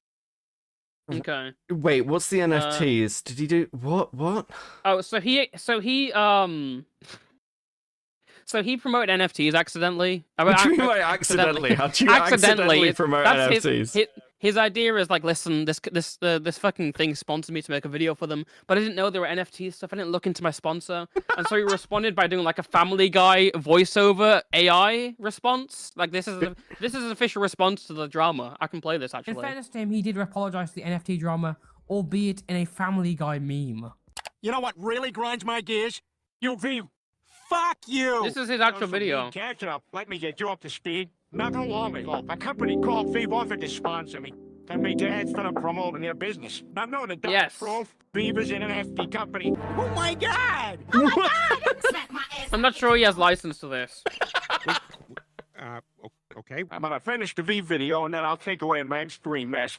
The collectibles aren't even real. They just sit on your phone. I mean, what's even the point? Maze is a massive fan of Family Guy, by the way. He once got in controversy, and his first response was like, "Oh, guys, this sucks. I need to go watch American Dad right now." Or something like that. It's like, this is amazing. So obviously a bunch of controversies happening. People were like, "Wow, this Maze guy kind of sucks," but he was still doing well. The fans still love him. And then a Google document drops. The one thing you don't want to happen. Grooming, vor, inflation, NSFW, fat play are the trigger warnings on this Google document. So basically, the entire notion of this is that Maize is really inappropriate around like whatever he does with his fans. He has a specific NSFW chat in his server called the Chonk Chat, where you had to be, I believe you had to be like 18 plus, or it's like this is the place where you post all like the fat fetish artwork and stuff, and you discuss them. Again, even though this is meant to be 18 plus. Literally, there's like the age verification was like one reaction roll where you just click on an emoji and you're in, like no age verification at all. So if I here, yep, this is all the stuff. I forgot these messages were in here. There's just a lot of really crusty fucking DMs where it's like talking about this. Okay, cool. All this stuff talking about inflation and weight gain to an incredible detail. Any gators in the house? Yep, all this stuff. Yeah. Says his weight gain limit is something around 300 pounds. Oh yeah, I mentioned that he sent a fucking dick pic, right? He deleted it soon after because I told him to stop because it reached my limits and I realized what he was. What the fuck? It's amazing. So there's obviously all this stuff. This is his character. Wait, what? What the fuck? This is his character. Yeah, now you can see exactly why. This is exactly what he's into. What the fuck is that? Dude, this is a drawing of Bluebell his voice actor. This is what the fuck? This guy's a total freak. Has the bike pump been brought up yet? Oh yeah, so in these servers he would use like a bike. Yeah, I don't even need to say anything for that one. In those chats, a bike pump was brought up as a reference for something. No, that was it. That's basically it. All right. And some of the more serious stuff where he's being accused of grooming a kid. Again, there's a lot of this stuff where it's like forcing him to do sexual stuff, etc., etc. Your girlfriend's lying to you, stuff like that. He manipulated me into doing sexual things. A lot of this stuff here. Christ. All this stuff, and this is just like leaking and stuff, whatever. Yep. War censor, amazing. You know, when we started this conversation, I was like, "Do you have a Discord server?" And I'm like, "Oh God, I shouldn't have a Discord server." I wonder why I don't have one. Yeah. And there's the DMs of Crypt VA, who is like a voice actor who used to work with him. This one isn't really hugely important, but basically the idea is like he's being like really manipulative, being like just lying about some stuff and be like, oh, but everything sucks so bad. It's like, no, you were getting like perfectly like reasonable backlash for what's going on right now. Guilt tripping, all this stuff. Yep. And of course he responds here, and in Reddit of all places, kind of expected. Got some things. This is him responding to his stuff here. Oh, I need to show the thumbnail. So after the Reddit response, which was kind of just going over stuff and being like, there's not much that goes over, but he just say this here is like, guys, I had good intentions for the Chonk server. You know that Atsuo was a fat king too? Atsuo was another creator, by the way. Right. But she was ashamed for it, to the point where she isolated it. I kind of felt bad for her, so I decided to try to make the FNF fandom a bit more kink-friendly. Which is like, I mean... What? Make the FNF fandom a bit more kink-friendly, you know? Yeah, that's what FNF is missing. Kink. Yeah, more kinks, absolutely. God. Oh, there we go. So... Is this video still up? No, it's gone. His channel's gone. Debunking pedo accusations. Not a pedophile, I mean, Arrow. Just this was art. his response video. That's actual art. Unironically. Holy fuck. What a... Can you imagine? This is one of my favorite thumbnails of all time. Do you think he made it himself, or do you think he commissioned it? No, he made it himself. I know he made it himself. I love the idea that he sat there on like Photoshop and was like, "This is it. This is it. This is what I need to do. This is literally somebody sat there with like, I'm one video away from ending this drama." This is the one that's gonna end everything. Yeah. There we go. So this video, basically, I ended the video being like, listen, I don't know, I don't think there's enough proof to solidly say that Maize is a groomer and some of this stuff. He's definitely fucking weird, and I think he gets away with a lot of chances. He gets away with like too many chances. He's quite given a lot of stuff. He's given a lot of second chances, basically. And that video was my first entry into FNF because someone recommended me this topic, and I was like, wow, I'll look into it. As soon as he saw this video, he responded, and the video actually blew up really well. I have no idea why. But yeah. So, the saga does not end there. Oh, that's the wrong one. I don't know what's there. Maize Part 2 is the one where it's literally proven that he is like a pedophile. But there's a lot of stuff here to go over. Yep, so this is going as a sponsor, whatever. So Maize would make another doc. Okay, this is his response to my video. There we go. Okay, guys, hear me out for a sec. Yes, everything up until the grooming pedo allegations and the crossover stuff is true. And I deserve to be called out like this, especially like this. Toastify did a really good job, and it actually changed my perspective on how I was looking at my drama. I admit I was taking these situations more lightly than I should have, but I can assure you that's going to change. I'm working on a document holding myself accountable for everything I've done. Thank you, Toastify, for opening my eyes. Stay tuned. See, my ego was through the roof here. I was like, let's fucking go. I remember the first time someone did this to me as well, where they were like, actually, I've been looking at it and Beckett's right. I was like, you're goddamn right, I'm right. I'm glad you said that now. Are you gonna change? Are you gonna fix anything? No. Gonna continue to do the insane shit. Absolutely. Yeah. See, whilst he's writing this out, he's doing like total damage control in this Discord server, like completely censoring out any mention of my name or a video. So I was like, this motherfucker's doing some weird shit. So there we are. This is him mostly addressing this stuff. Again, I'm going over a lot of this because a lot of it is just like mainly just talking about semantics and like it's bad. Like Maize is like just like have terrible points and completely misunderstanding stuff. But there's nothing like hugely where it's like hugely popping out to you. Where it's like this is some insane freak stuff right now. Yeah. This is his response because someone was making a mod about like his drama. So I've been notified that people are making a mod about my drama. I gotta say, I am mortified. I've never been any more disgusted with this fandom, or any fandom, in a really long time. If you know the people who are making this mod, please call them out on this crap. I know I've done a lot of awful shit, but this is too far. Was that mod ever released? No, sadly. It's never released. Oh god, I'd play that on stream. That's fucking incredible. people in the FNF community have done like pedo like mods or whatever it is. It's like you fight like I'm trying to find like an example of this because I don't know. It's basically like FNF pedos and you like fight them in the mod. Triple. Is it this? Oh, fuck, I can't find it. This happened again. This happened a lot with AmorAltra, where they were like, let's do like a versus AmorAltra, where it's like, this guy's a pedo, let's fight him and stuff. That's literally it. So there's that.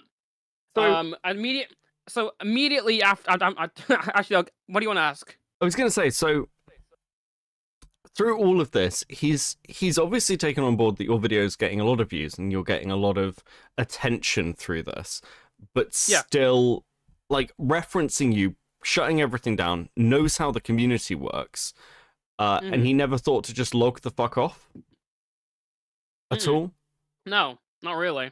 Oh my god. Okay. Because again, I feel like he's like totally lying in this document here, where he's talking about, like, oh, I'm gonna take responsibility. Wait, did he do a full like Google Doc?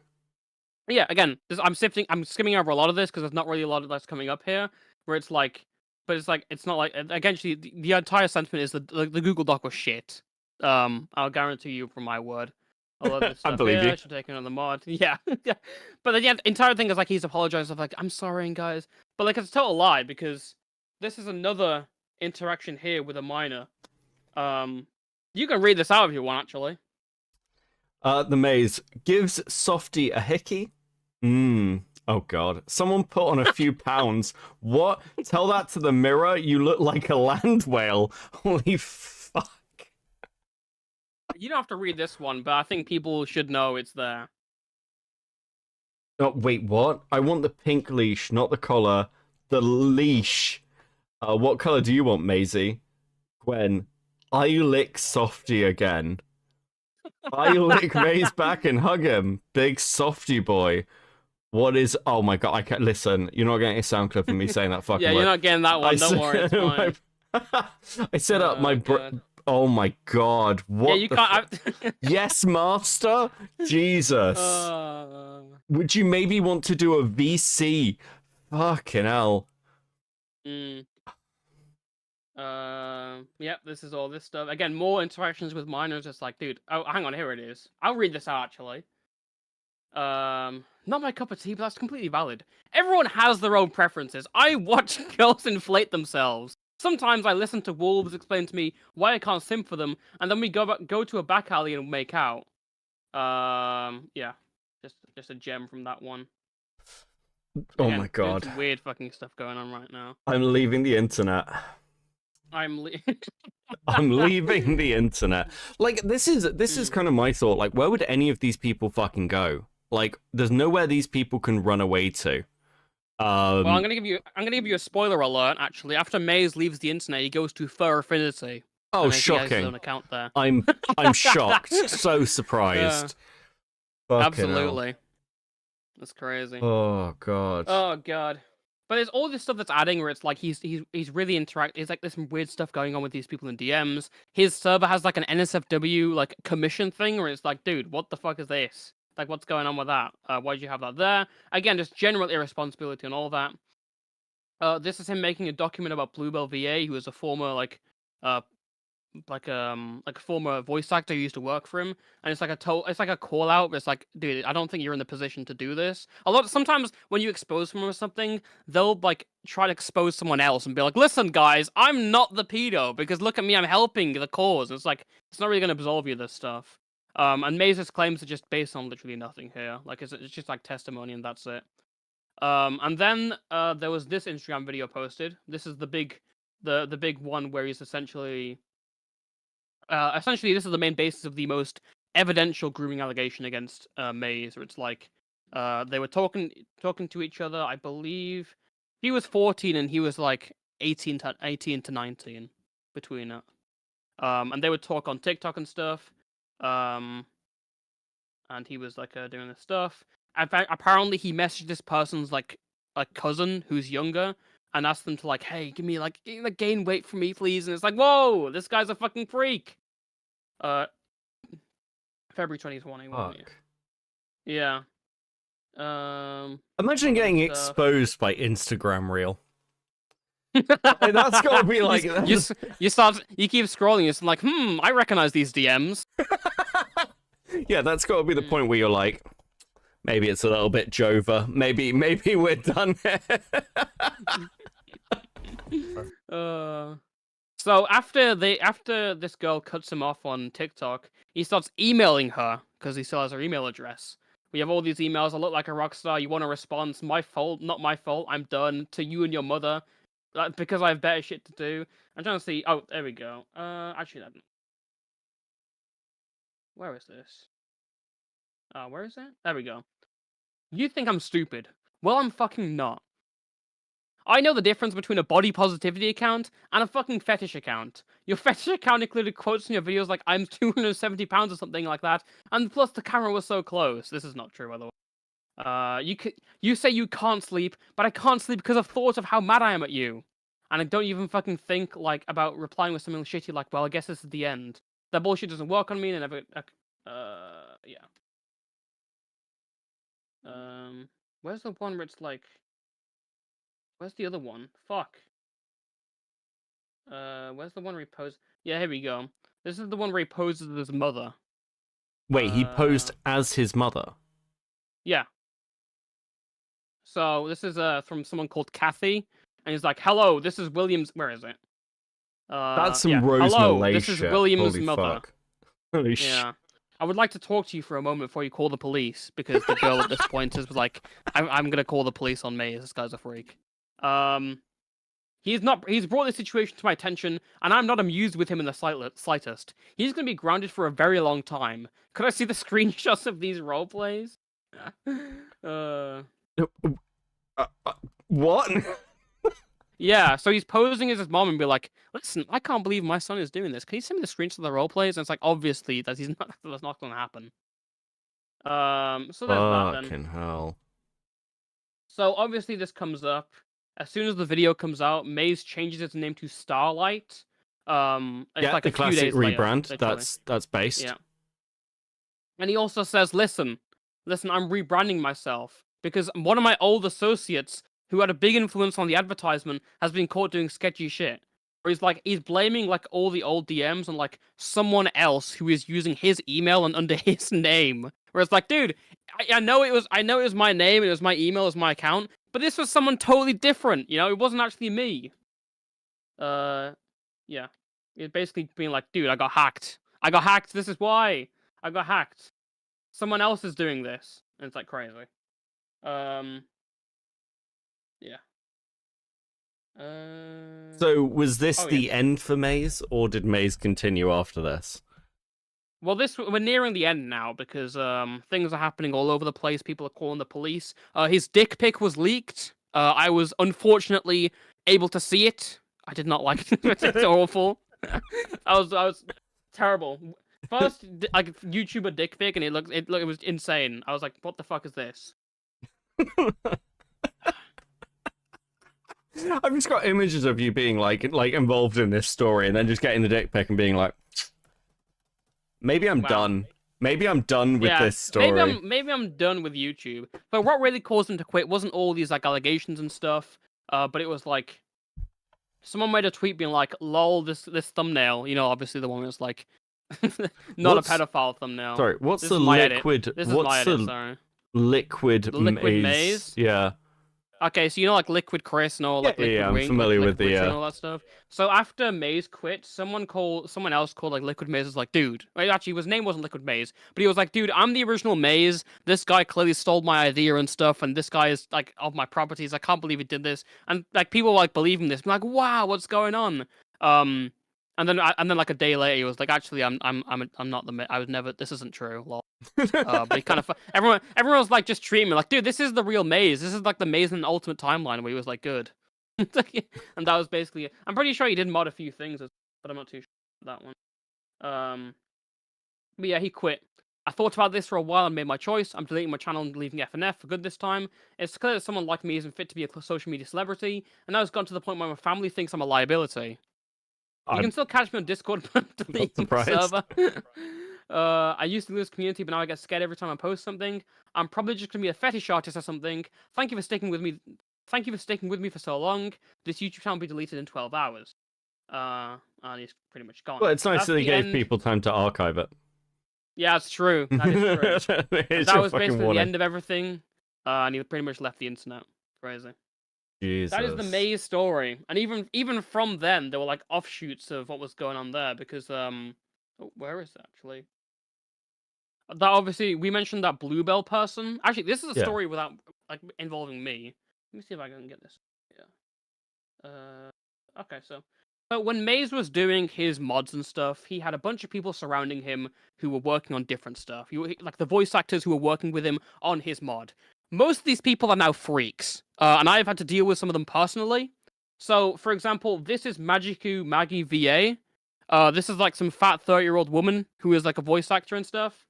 Do I have a video of her? Who went on their exodus from the maze? Do I have it there? Okay, that's the best. That's my video of them. Wait, what? So that's Magiku Maggie VA. That's the voice act. That's one of Maze's voice actors that were working with them. And okay, so why are they? When you say they're freaks, what are we talking about here? So one day, let me tell you some story. One day, this is like June 2022. I'm about to go to work. I'm just chilling, and I get a call from Magiku Maggie VA crying to me. I'm like, what the fuck happened? I also don't really know this person well, but I'm like, what the fuck happened? So Magiku goes to me and is like, I'm sorry, I groomed a 17-year-old, and she's crying to me. And it's like, what the hell do I do? And I'm like 16 at this point. I'm like, what the fuck am I meant to like help you with? And she's in tears in this call. It's going for like 20 minutes. And I'm like, I'm just so confused at what's going on right now.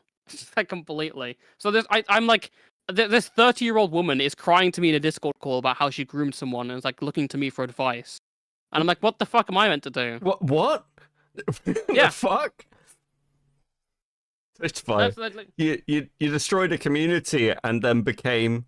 Why would you go to the person who exposes people for being groomers in the community you're in and being like, what do I do? There's a grooming. I don't know. I have no idea. It's completely insane. Holy fuck. So obviously I immediately told people, hey, this person just came to admit they're a pedophile, so go do what you want.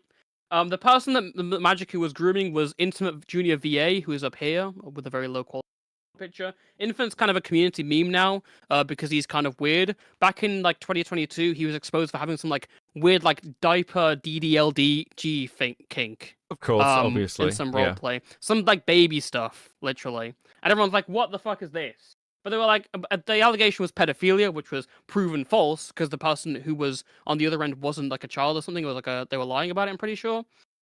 And so Infinite was like given like a second chance. Like, okay, you're fine.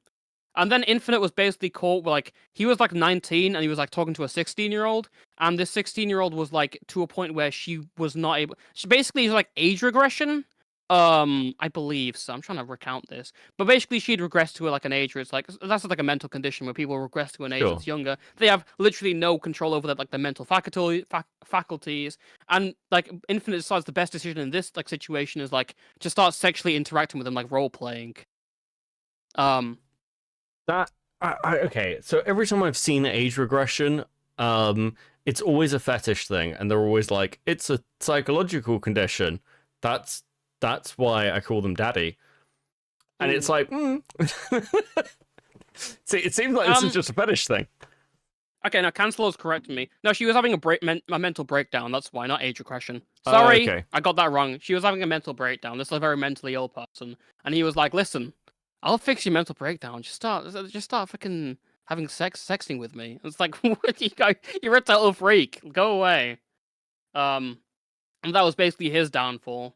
And then there's Bluebell VA, who is on the bottom left here, who is again another person. Again, the recipient of that one of those fat woman drawings that you saw earlier from the maze. So she was caught, obviously doing a lot of weird. She had an entire like alt account, basically doing like a bunch of weird shit where it's like it's like lolly adjacent, where it's like aged up characters voicing porn, and it's like, dude, this is some freak shit. Not only that, but she is completely lying at every step of the way. And everyone's like, okay, get out of here. Literally just leave. The only one who isn't a freak is Crit VA. I've heard a couple of things about him, but mostly he's been fine because he left the internet early, and he had like a real life outside of all this. So that is like, despite Maize being like having left like 2 years ago, there are still offshoots to what's going on. Like his offspawn was still doing stuff. Yeah, his like the like, well over a remnant, year the later. shards of Maize. The shards Yeah, of Maize absolutely. still remain. absolutely, yeah. Oh my So, god. that was that. Is that all the Maize stuff? Yeah, that's all the Maize stuff. That's Okay. all the situation. Fucking hell, that is a lot. Okay, give me 2 seconds. I will quickly go through. K Huck, welcome to Coping. Thank you. And Maize is actually huge. It was just a bad angle. Thank you, Cancer Lord. True. Like, fuck's sake. If you guys have any questions for Toastify, put them in the super chat, and I'll make sure like he actually gets them. Let's go. Let's fucking go. Like, when you were going through this, so you took out Maize, you took out this other guy. Well, I didn't really take him out, but I kind of covered the stuff. Now, Toastify, you assassinated these people's careers. You destroyed them. Okay, I'll own it. Sure, I'll own it. But there are much clearer assassinations I've done to people's careers. Okay, so what would you say the best assassination you've done to someone's career is? Let's do that one. Ooh. What's your like when you like sit down at the end of the day and you pour yourself a brandy and you look up at your mantelpiece, whose face is staring down at you, Toastify? That's a good question, you know. Who's mounted? Sean Cookie. It's Sean Cookie. It has to be. Okay. It has to be Sean Cookie. Okay. I know chat. Some people are asking for Sean Cookie in chat. I may as well explain it. Okay. Let me try and explain this as best as I can because I am a fucking. So Sean Cookie is another FNF individual. Oh, hang on, I've got a screenshot here. Actually, this will help. So Sean Cookie was another FNF person who had around 200,000 subscribers. Basically, they were like a huge animator back in the day. Back in the day being 2021. But they were making like huge animations here, and everyone was like, "Wow, these stuff is really cool." But Sean Cookie had recently gotten in a lot of controversy, where they were getting like a bunch of stuff happening. They're getting like a bunch of like criticism that was coming their way. Yeah. So for example, there's this channel called like Starlight Animations, who is like obviously copying their artwork. But instead of like flagging for like copyright or anything, Sean Cookie just called for like a false flag directly. It was like, listen, just fucking flag this person down. And it's like, this doesn't fall under the impersonation policy. This is kind of weird. There was also obviously some weird Discord stuff going on, where Sean had basically denoted his entire Discord server to a 14-year-old called Born Weird. More on that later. And there was some weird chats where like mods were basically had like he was basically like did not do any work in his server at all, and everyone was like really stressed out, being like, "Fuck this! This is fucking awful." And he would be like playing Roblox and not giving a shit about any of this stuff. So a bunch of chats were leaked, whereas like a bunch of sexual stuff in his server. Yeah, this is the one where he was like basically talking sexually to his mods. Some of these people are like what 16, and he's 19, 20. Right. So there is some there's really weird stuff going on here. But at the time, people were just kind of Sean Cookie was beating the allegations because no one really knew of this stuff, and everyone was like, well, whatever. And no one had at the time of like enough of a like this wasn't like enough to immediately convince everyone that it was all done. So obviously all that's going on. In the meantime, there was this situation where Sean Cookie basically falsely copyright striked someone without ever discussing the situation with them. Someone had translated their video, one of their like animations, or someone had included their animations in like a translation to like Portuguese. And Sean Cookie immediately striked them, and people were like, "What the fuck?" It's just literally a translation. Like, and wasn't even hoping for the discussion and stuff. Sean is really Sean was really egotistical, where it's like completely like self-absorbed and a complete like prick, like totally. And so no one really liked this stuff. Completely arrogant. So here's the situation that comes in March 2022. So Born Weird comes out with grooming allegations against Sean Cookie. Mm-hmm. This is going to be a lot of stuff. This is going to be a really complicated timeline. So I'll try and walk. So Sean Cookie and Born Weird meet on Roblox in 2020, I believe. And Sean is 19 at this point, and Tristan says he's 18. In reality, he's like 12, 13 at this point. I don't know how a 19-year-old can't tell that a 12-year-old is posing as an adult. I don't know. If you spend your time around Roblox, you might forget. But like, let's go on. Actually, no, sorry, I got this wrong. So Bornwood is posing as a 16-year-old right now. Bornwood is 19.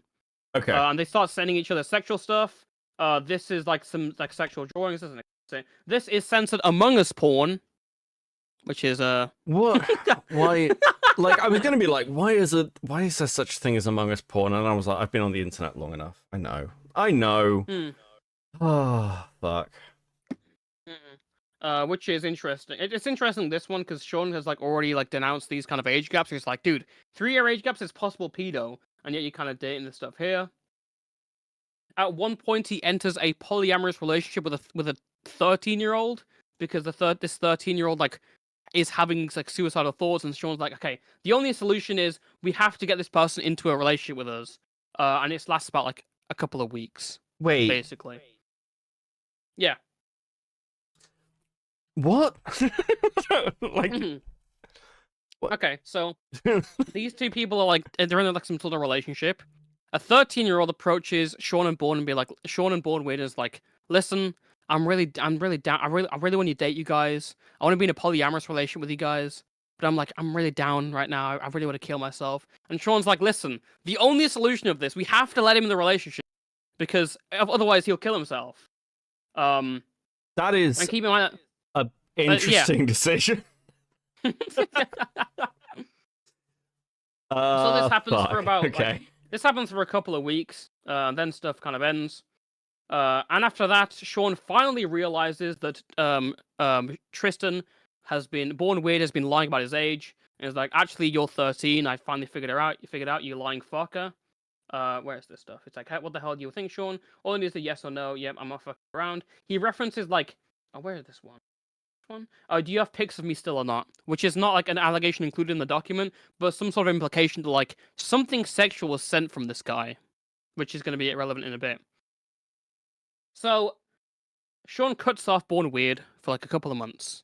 They reunite back in March 2021. And at this point, Sean is fully aware that Born Weird is like 13, turning 14, and Sean Cook is like 20. And even then, in the most like straightforward situation here, this is still Sean Cookie sending him porn. Is that the right one? Yeah. So this is Sean Cookie sending like a 14-year-old porn. This link. This one's kind of like flirtatious and stuff, but yeah. This is a total. Okay. This guy's a total freak. So back then, when this document was posted, it was completely overlooked. All the information was disregarded. Sean Cookie made a lying response that goes over like where he's been like a total fucking manipulative little shit, where he's going over lying and omitting basic details of what's going on here. So, for example, in this screenshot, you can see Born Weird like showing like, hey, here are all the links to the porn and stuff.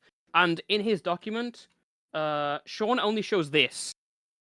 Which is such a crop job. The most insane crop job I've ever... This is the only thing he shows from this whole era. Just crazy. Wait. No sexual tension is within this drawing. It doesn't even show this. This is the most crazy crop job of all time.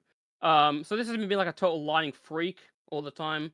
Yeah, this is all this again list stuff.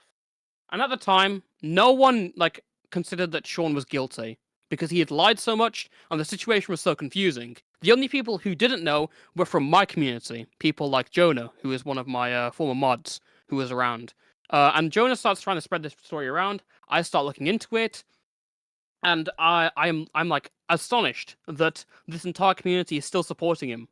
So I make my video. I make this little video going over literally everything. I do my little bit going over like the seven layers of hell or whatever, little creative thing. But I'd make my entire video, and in an instant, the community instantly flips against Sean Cookie, which is crazy. Instantly from then on, his career is fucked. He goes into hiding. He makes like one private apology, then he leaves. He's gone. Interesting. Okay, that's a hell of a head over your mantle. So yeah, you just fucking completely gutted him. Interesting. Yeah, I was right to do so because yeah, later no, on, I mean, dude seems like a complete fucking dude, like clearly actually a pedophile. Like I don't know what else to say. Absolutely. It's insane that someone like there was any forgiveness for him because later on, like an Instagram group chat was leaked where he was like sending sexual pictures. And keep in mind, again, this is a group chat of people who are like 13, 14, 15.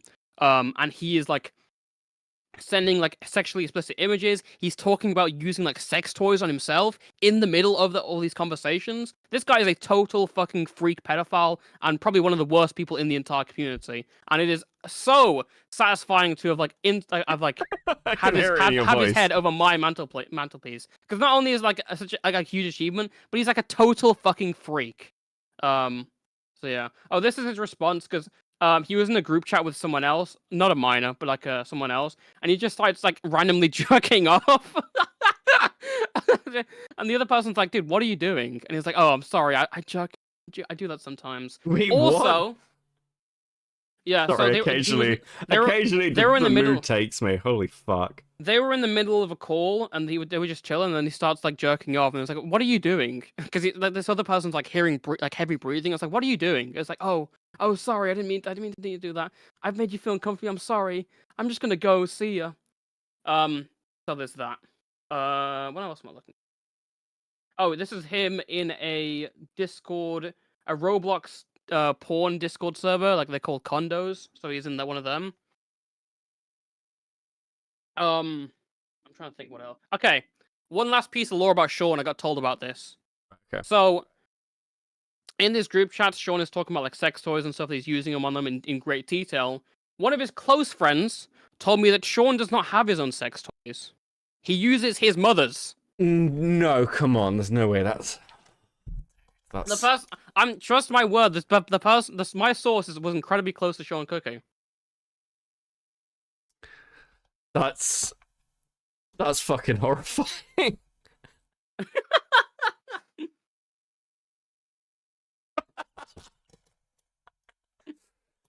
Oh, that's so fucked up. I don't know what to say. That's so fucked up. It's insane. These people are crazy.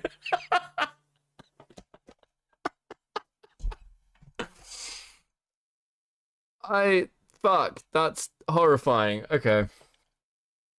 Yep. Would you know now Sean is pregnant? What?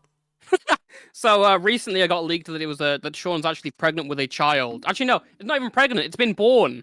Sean is like a family now. Wait, is Sean a girl? Or like trans born female, transition to male. Right, okay, I'm with you. Fuck, what? That's the turnout of this.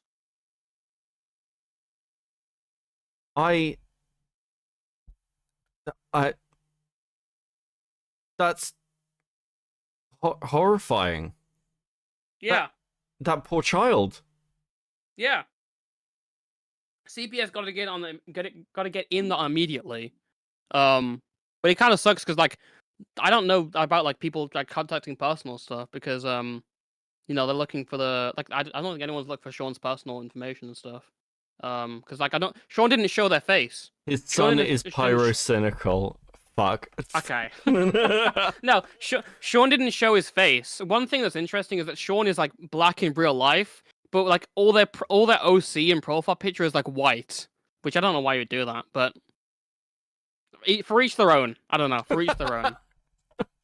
Bring up the 911 call. Oh yeah. So someone. Wait, what? What do you mean? Bring up the 911 call? What's the 911 call? This is not. Someone called 911 on Sean Cookie and was like, "Listen, you need like." It was like the emergency line, and it's like, listen, talk literally about like, please, Sean Cookie is a pedophile. You need to deal with him. And these people are like, listen, are you getting stalked right now? I feel like I need to find this original call, like if I can see where it is. But he was totally spurgy. This is actually like I can see people on chat like, do you know how bad it has to be for Beckett to be like, holy shit, like. Yeah, like I'm just like, wait, what the fuck is this? What's this person's lore? Retro dubs. Yeah, I don't have the clip here, but fuck, it was a funny ass caller. They're like literally calling 911, and it's like the most Holy mishandled like, fuck. report ever. That is on my mantelpiece. That is the when I look back, I'm like, wow, thank fuck I got this person offline. There we go. So there you are. Oh my god, that's fucking horrifying. Okay, let's flip to something lighter for a second. So, with how like content is now, you're like more moving over to like normal commentary again, rather than whatever the fuck this horrifying shit is. And I say this is somebody who covers horrifying shit. So this year, I mean, I suppose your big ones were like the Toastify video and... The Toastify video? I am Toastify. Not the Toastify video, the Tipster video. Yeah. Sorry, I'm making the Toastify video. The Tipster video... Yeah. Like, the Tipster video was a pretty big one for you. So, how are you feeling in the post-Boblax Tipster neutral era? Dude, Tipster is getting too well forgiven. We need to actually, in fairness, he's kind of gone now.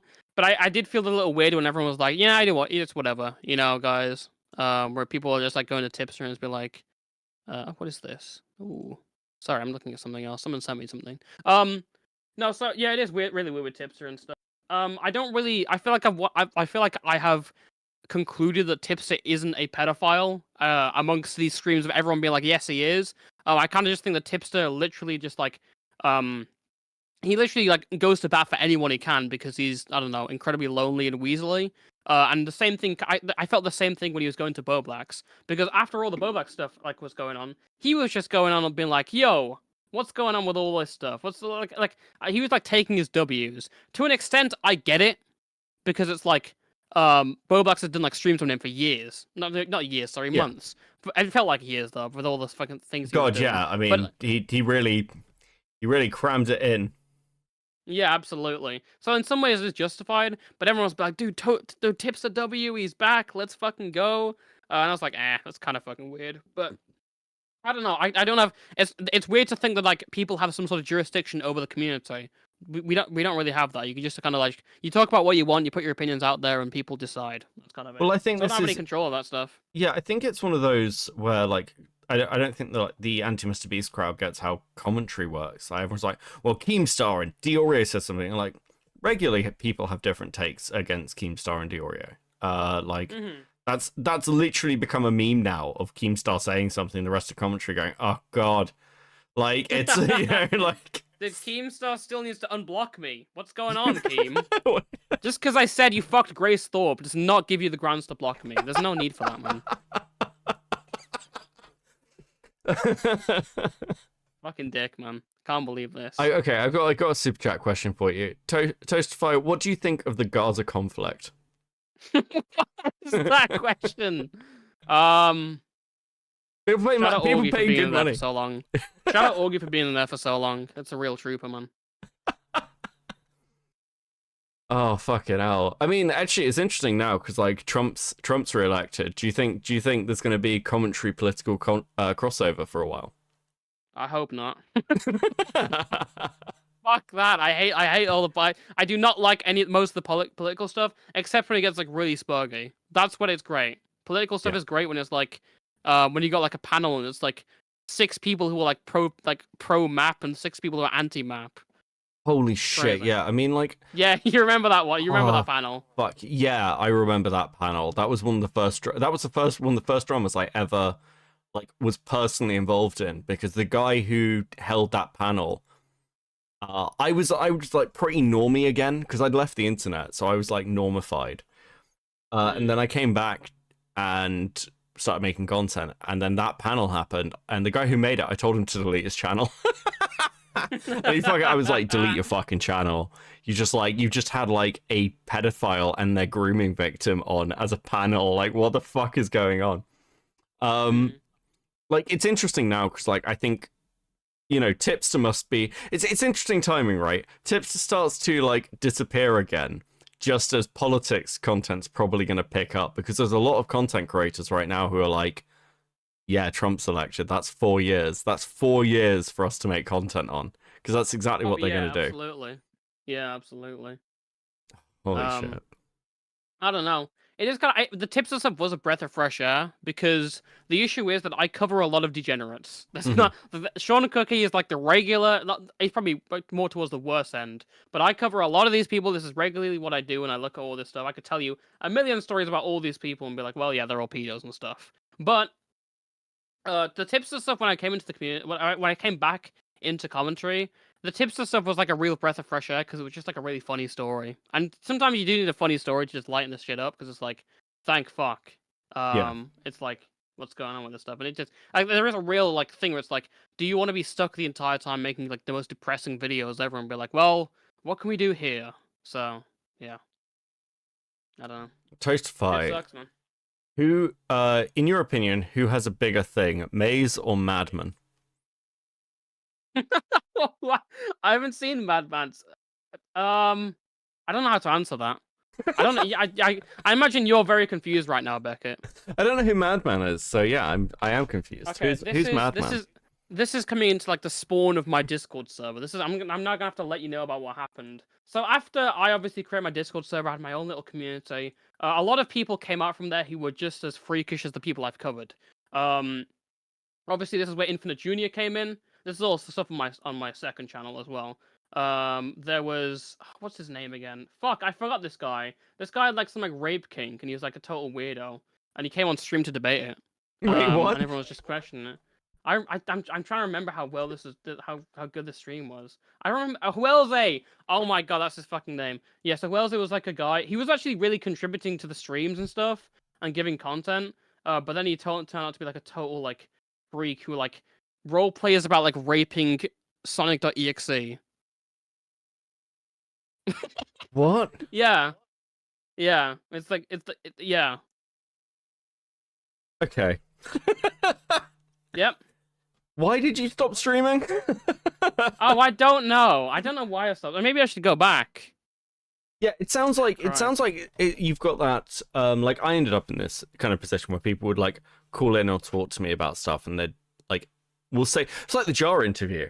Like I know a few people have been like, well, I think it's a hit piece that you've brought these things up. I'm like, I asked Jar about these things directly and just put it in the video.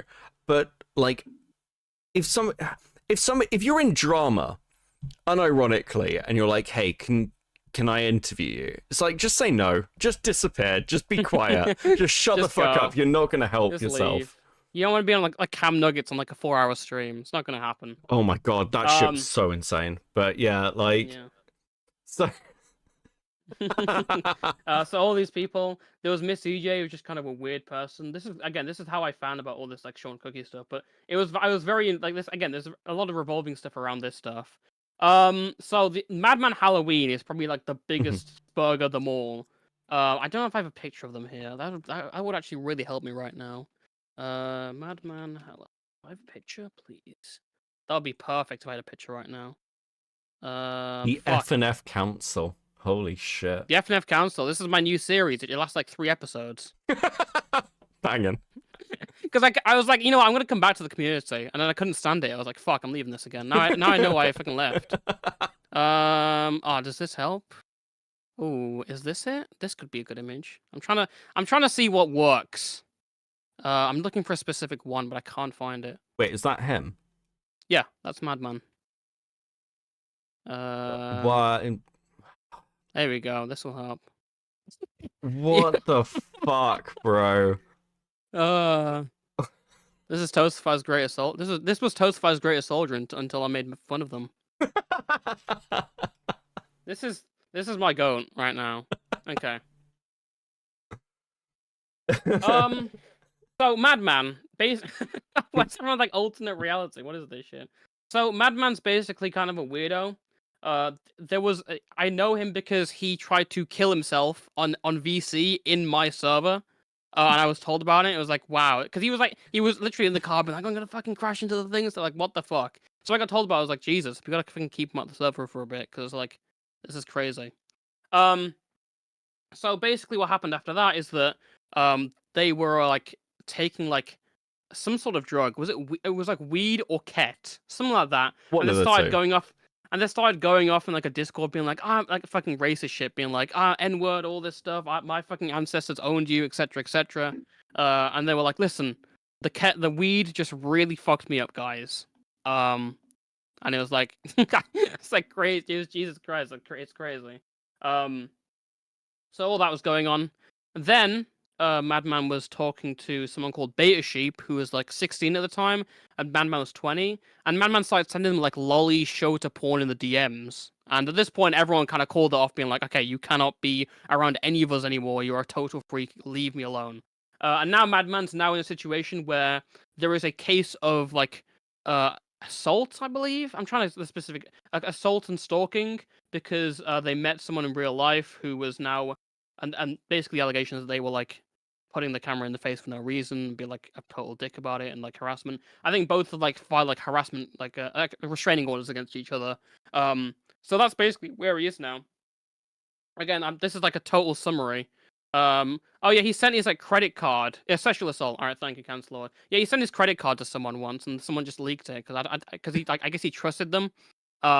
So yeah. Okay. The case got dropped. Okay. Fuck me. Okay, we'll do these in reverse order then. What are your thoughts on Chris the Narc? Chris the Narc is dope, man. Chris the Narc is dope. I hop on his streams a bunch of the times. When was the first time I hopped on the Chris stream? I think, fuck, I'm trying to remember. It was after all the Keemstar show stuff, which was still really funny.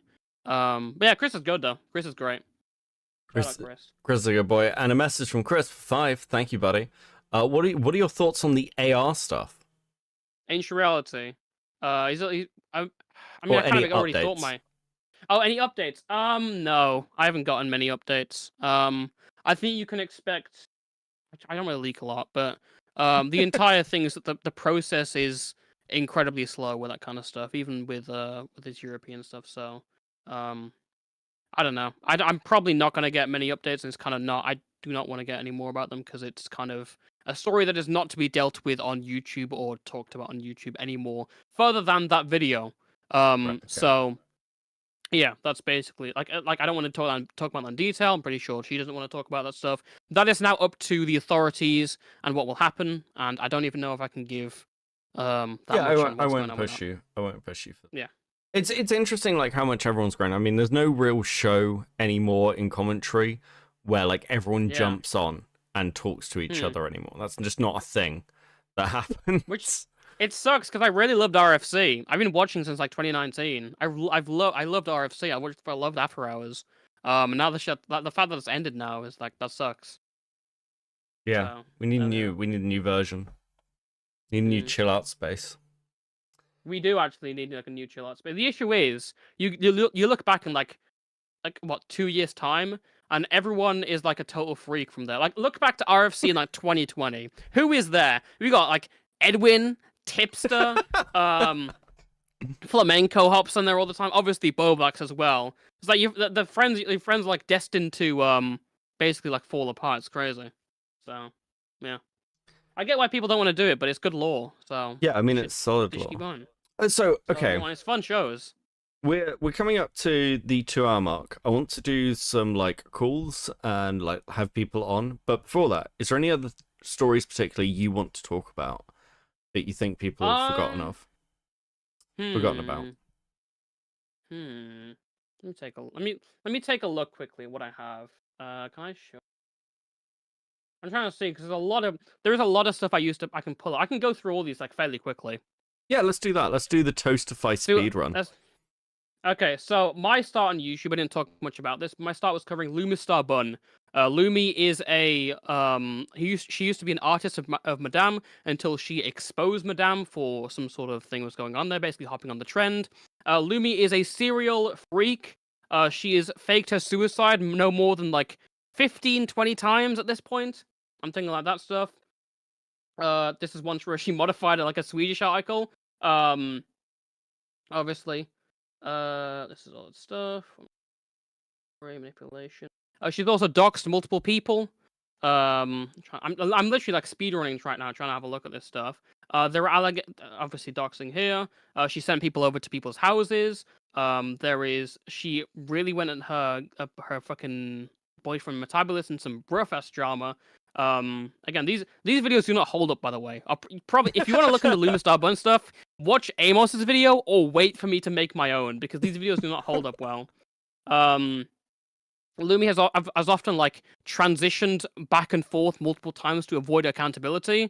For example, she'll get exposed under one name, and then she'll like transition and change the name completely. Luma's done one of his YouTubers. She got copyright striked a bunch of people. There are a lot of like really weird allegations of like CP and stuff. But the entire situation is that she's like a constant art lolcow, who is a total freak, and that's basically how I got my start in the community. Yeah, that's basically it.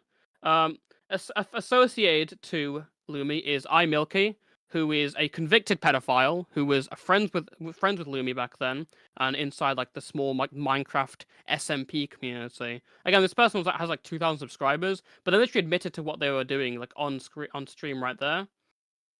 Again, and also being like a total freak online and stuff. As soon as they got exposed after all this stuff, Lumi and iMilky were both like being completely villainized. So they decided to both seek comfort in each other and become friends again.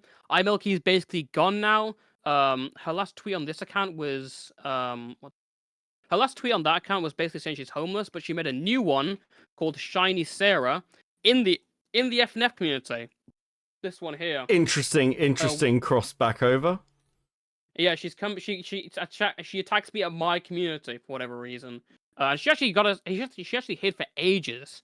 There was even like a situation where like she was replying to fucking, what was it? She was replying to a situation with a YouTuber by the name of Retro Dubs.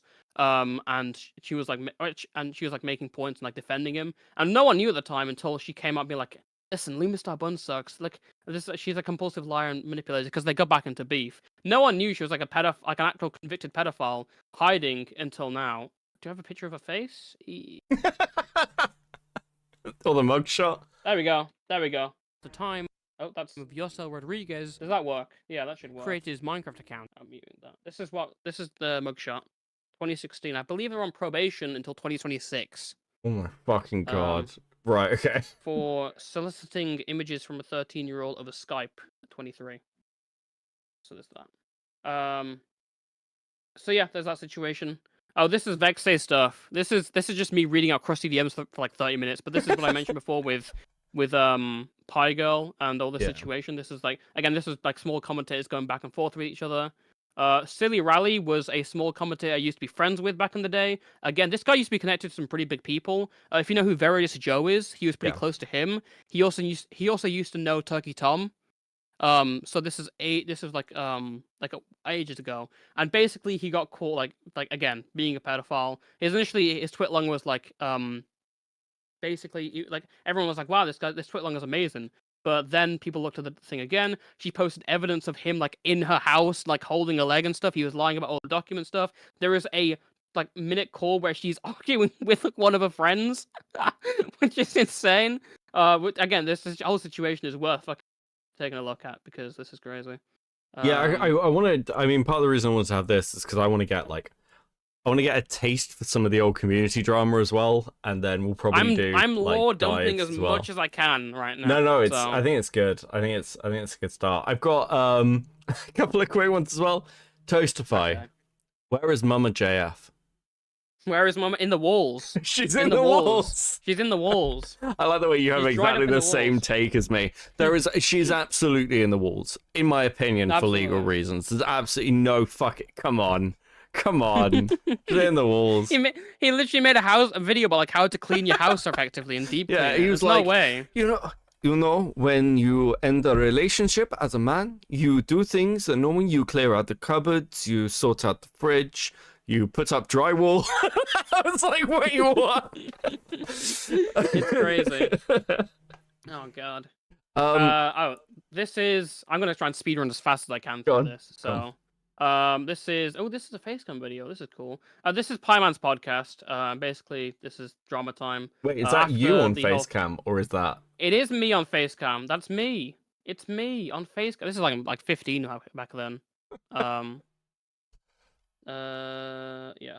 So this is, I don't know why I brought this up. Because this is the interim period where it's like between like the big John Swan stuff and then obviously the big LMM skits doc. Oh yeah, and remains. This is again. There's a reason. There was an entire community in like the small commentary spaces, and it totally collapsed when this guy was exposed as a pedophile. Because there's like there was this like total like it's weird to describe because above like Augie and Nick and all these people, there was like it was like below that it was like some sort of hierarchy, and at the bottom like the bottom was like people. At the bottom is like literally everyone here. And basically, this guy's exposure in 2021 partly caused the Pman stuff. It was like a total collapse, that stuff. So yeah. So is that like the old commentary hell, basically? Kind of. Yeah. That's the best way to put it. Yeah. This is Elucid. This is actually a situation you might be more familiar with because this is a new one. I recommend this video a lot because it's probably one of my best. Elucid was a creator around 20,000 subscribers who was falsely cleared of pedophilia by John Swan. And the whole guard here was in the stream. It was very embarrassing. But this case was only cleared up by me when I did this video, basically looking over. The entire thing hinges on the basically the DMs being like the recording DM being fake, which isn't true. And John Swan got that completely wrong. One of his most overlooked L's. So there's that. And also, actually, after this, people were trying to expose him, but they didn't have the right means.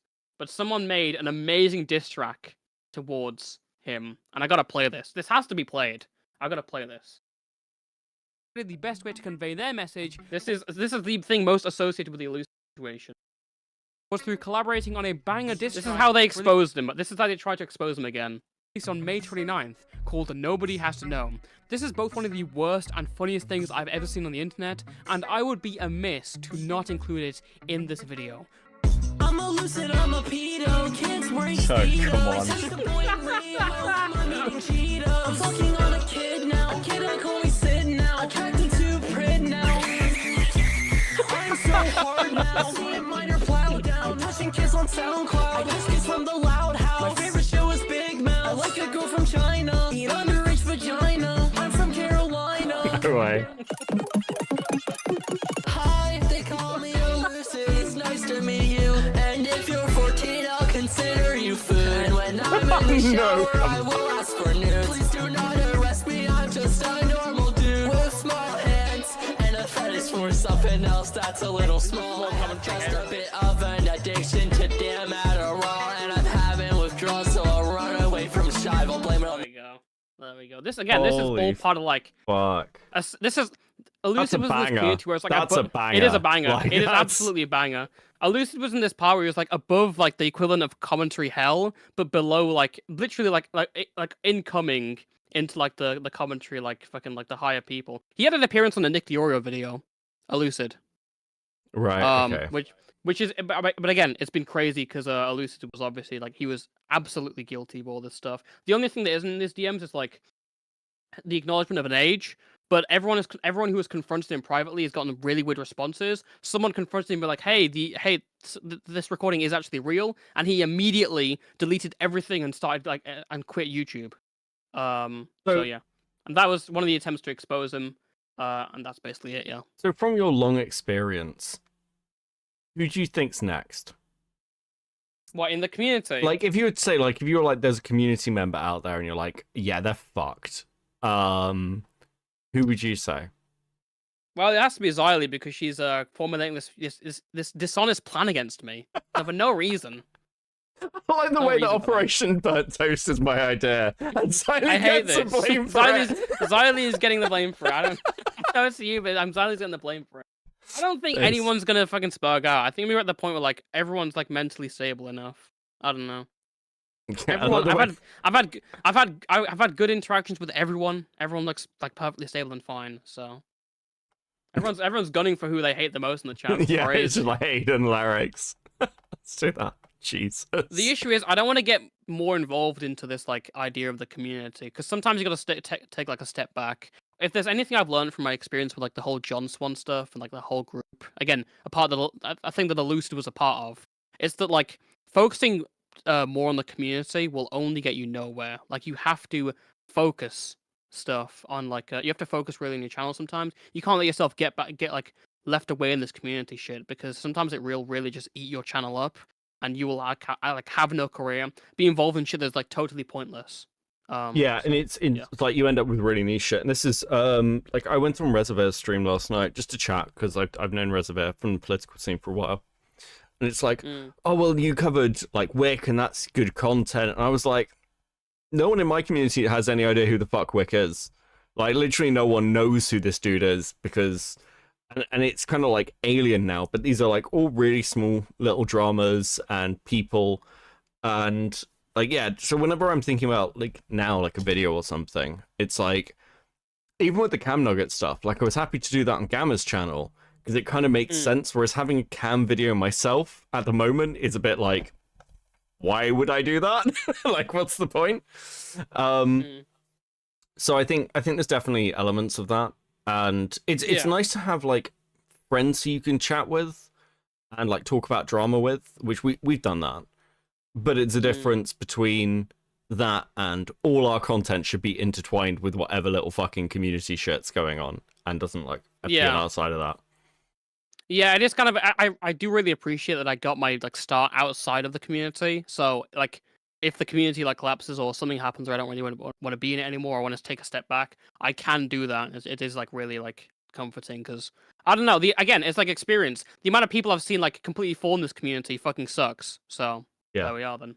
Yeah. I'll do a quick little roundups because I have a little stuff being pulled up here. One of the people that I really enjoyed covering was Fireoka. This is like a Splatoon YouTuber who had like 10k subs, but in that community, because it's kind of small, that's like the equivalent of like a 100k channel or something like bigger than that. Fireoka is known for being like a total like freak. Spoiler alert: he is also a pedo. But there are also some parts where like he was like completely begging and shilling for like his merch store when he had like 5k subs, and then when like no one wanted to buy it, like he had a mental breakdown. Is this the right one? Roka's response to being laughed at. No, this is a great place. Fucking done! Fuck you! Fuck you! Fuck you! Fuck you! Fuck you! Fuck you! So this is that was that part. This is also him trying to self-harm, to be like, guys, you guys stop making fun of my like Fireoka.shop promotion. I'm gonna like kill myself when that happens. Fireoka has a really weird like sexual obsession with beaches. He will ask every artist under the sun to like draw some weird beach stuff. And every girl he's role-played with, he'll ask for some weird beach stuff.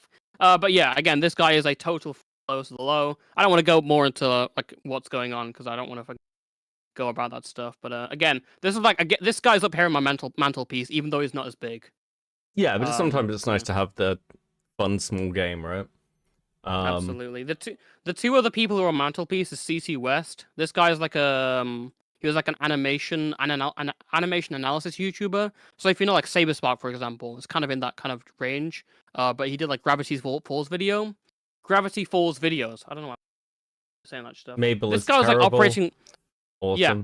So this guy was operating like a Discord cult, where it was like he would get people into his like Discord server, fans of his channel, and then he would operate another account, and then start sexually interacting with these kids, and then everyone else and then he'd also use his main account to encourage them to be like, yeah, be more comfortable with this person whatsoever. He would forcibly not forcibly, but he would groom kids into either transitioning or detransitioning into being women, so he could like get like pleasure off him. This guy's like a total like BPD schizo. Again, probably the biggest, probably like the most lowest freak I've ever covered. But I don't want to go into it in more detail than I already have in the stream already, because I've talked. Yeah, this guy's like genuinely one of the worst people I've ever covered, up there with like Ancient Reality. A lighter more topic is Revy. Revy 03. This is me actually clearing a false allegation. This is me like helping the people. This is me clearing a false allegation. Toastify man of the people. Go on. Literally. So Revy 03 was this case where Revy was the director of the Sonic.exe like FNF mod. And a lot of people were in that mod. A lot of people were developing it. But Revy was the one who was heading that team, and the mod did really well. Until she was cancelled for being a pedophile in, I think, like New Year's 2022 or something like that. The problem is the allegations are totally false. One of them is like a 16-year-old interacting with an 18-year-old, which is in saying that that's being considered for pedophilia. You can say that's weird, but to call it pedophilia or grooming is crazy. The other one is apparently there was like some sort of situation where it's like Revy was like grooming a 14-year-old. Again, totally false. If you look at the DMs, nowhere near nothing is alluding to anything explicitly sexual. So yeah, Revy was constantly fucked over for what was essentially a false allegation for basically the rest of the year. She was harassed and doxxed and basically a bunch of shit. It was fucking awful for something that was like so overblown. And what we realized is that this was essentially being perpetuated by people who were working with her on the FNF mod that were jealous of her success.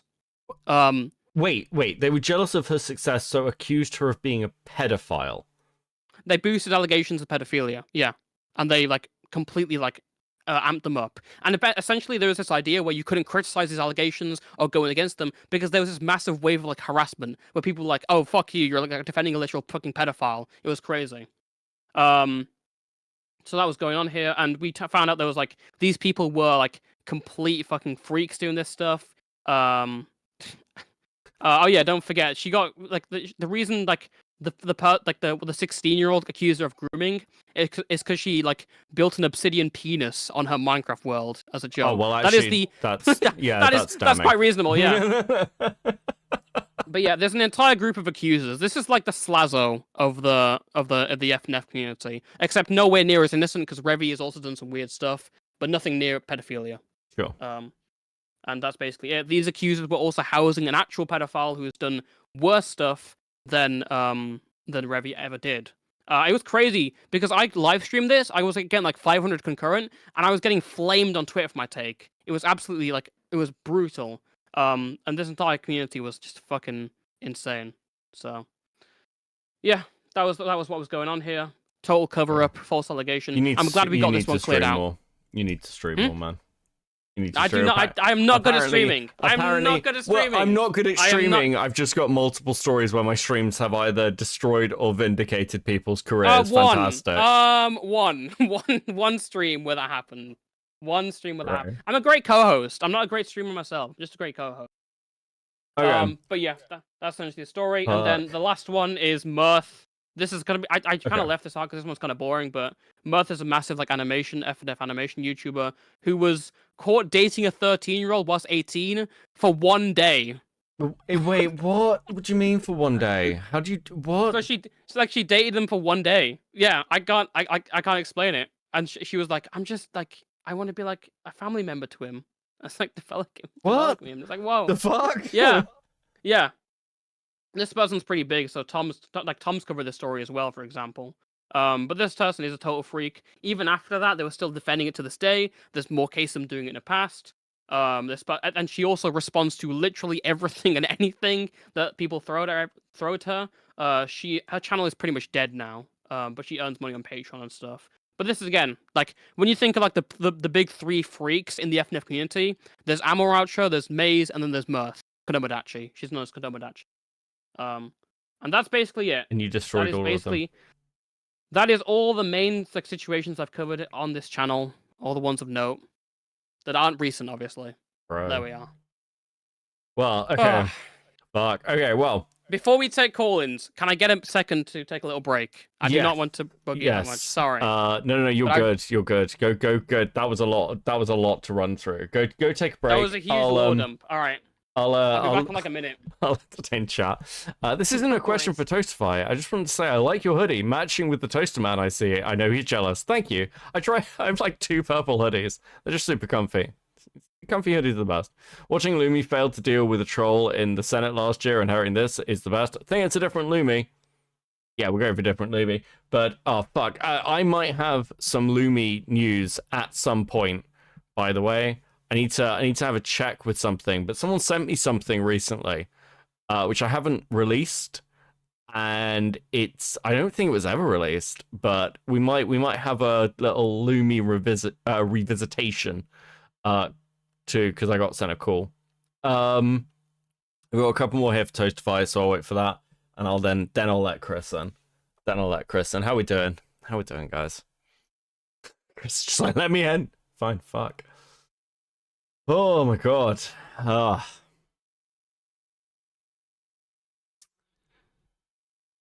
Unfortunately, it was a step family member feeling. Jesus Christ.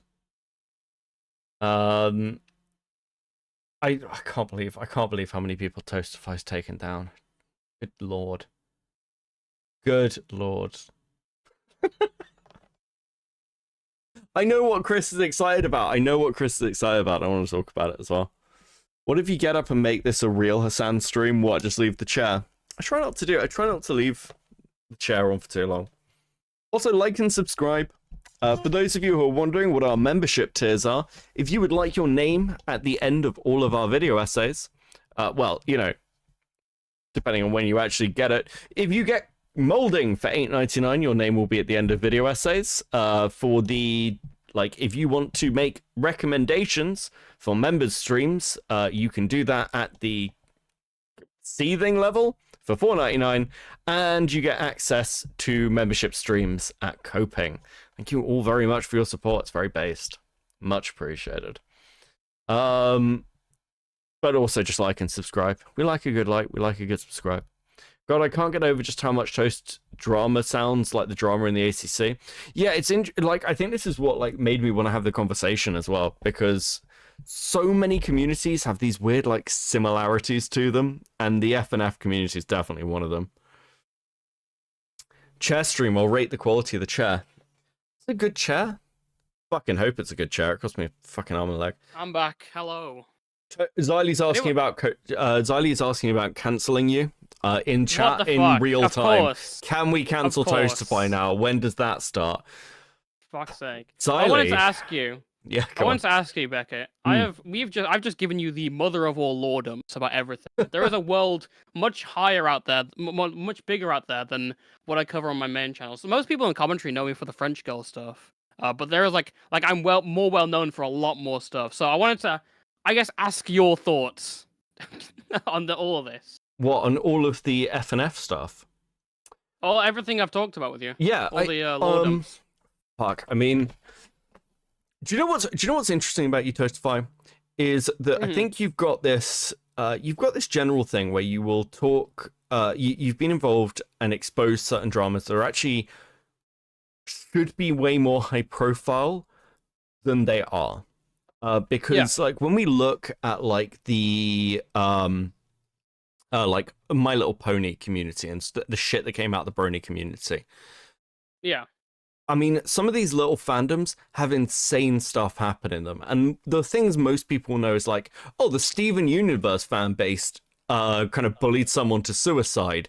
And then when they survived and they were in hospital, rather than being like, oh shit, guys, they went, oh, she failed. We need to try harder. And we're trying to get her to attempt again in hospital. So I think with like this stuff, like particularly the Sean thing's fucking crazy. Just actually insane. I don't know what the fuck to say about it. That's actually broken me. But I think the Maize shit's really funny. I also actually, I'll throw it back to you a little bit, because I now have an aversion to Google Docs. Whenever I hear somebody's releasing a Google Doc, I'm like, oh, fuck, not again. Fuck's sake. Like, I'm gonna hear for that some chunk chat type shit now, aren't I? This is the issue. Is that how you get when you're like, oh, it's a Google Doc? Of course it is. Also, welcome to Molding, Ellington. Thank you, bro. This is actually relevant, because I don't know if you know what the Ouija Pie stuff is recently, but this is like this big YouTuber being exposed. The Google Doc is like 100 pages long. So I initially put that off. I was like, I'm not reading this. There's no way I'm reading this. But then I actually read it on stream. I was like, wow. This is actually crazy stuff that's going on. This guy's a total fucking freak. The issue is, people don't really read Google Docs anymore. They used to be like a big thing. Now there's like, people just skip past them. In the FNF community, I've seen people just like see someone make a Google Doc and be like, okay, I'll give them my support without even reading it. Yeah, because you're like, well, you made a Google Doc. You must be right. And I think back to Tiger's, where Tiger's Google Doc, like the one that exonerated Tiger for all this like fucking lolly pedophilia shit, was written by somebody incredibly biased and doesn't even exonerate Tiger. It's just like, well, Tiger probably did these things, but also the people going after him are bad people, so you shouldn't support them. And I was like, I hear that a lot, yeah. This where people are like, oh, this worked? person's mean. Yeah. What? Yeah, I hear this like, well, this person's mean because this person's doing this stuff, and it's like completely crazy. I mean, Yeah. I think I can see from like members of your audience who are in chat as well that you've kind of got like this. You're in an interesting position because you're like almost a cult creator before you're like, I don't know, before you're like in your 30s. Normally cult creators, like I'm get 19. you get to that point when you're like older and you're like, oh, that's the person who covers that shit. But like for you are very much like this. The things you cover make you cult creatorish, and that's kind of wild. I mean, how does that feel to kind of have had these impacts? It's like this interview between Destiny and Turkey Tom, where Tom's like, oh, I was at 100,000 subscribers, and Destiny was like, well, how does it feel to be more successful than most of the people in your college class are going to be? So I guess, like, how does it feel to be probably more successful as a takedown essayist than the vast majority of people who've been around longer and are It does older inflate than the you? ego a lot. It does inflate the ego a lot. I'll say that because I genuinely, it's like the fact that I started like blowing up when I was 16. It is really like weird to see because again, it's like I've been doing this stuff for a long time. Like I've been making commentary videos since I was like 12. And it does really make me fucking. It's a weird feeling because I'm like my friends are like totally fine with that stuff. They just treat it as something normal. But it feels like it is like I don't know how to describe it, but it's like it is really weird to have like all these like fucking like have all these like videos and stuff, and yet when I talk to someone in the community, in the commentary community, they're like, oh yeah, I know you from like Tipster video. And I'm like, okay, that's fine. Sometimes I'll take a hit to my ego, but sometimes I'll be like, well, it's good because I don't want people to like. Sometimes it's good to just be like the sole member of the community that you only have knowledge on stuff. And like you wouldn't like. Would you be fine with like people like hopping in all this ACC stuff and being like, it's completely taking your lore and whatever? It's kind of bizarre as well because I think people have like.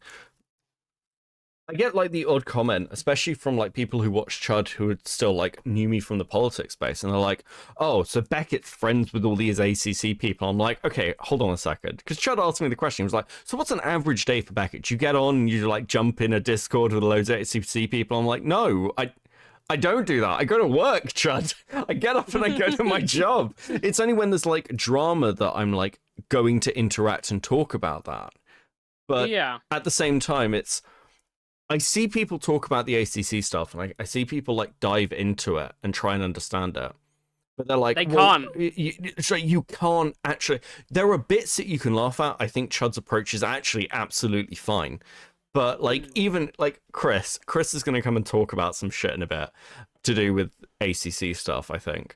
But it's like you have to talk to people about the Discord drama if you want to cover it in depth with accuracy, because so much stuff happens that influences the wider drama from like a little Discord server with like 3 people in it, and it's like full of fucking crazy people, and you're like, oh, that explains why this person did this weird thing. Like, and understanding, like I've covered like Hidden quite a lot, and the stuff with Crystal. It's like, well, if you understand the stuff with Hidden and Crystal, you understand why other things happened, why Lyo's done certain things, why like Akumu acted in a certain way. And even with Akumu, to understand Akumu's motivations, you kind of have to understand the Madame drama, which is fucking insane when you think about it, because it happened like 4 years ago.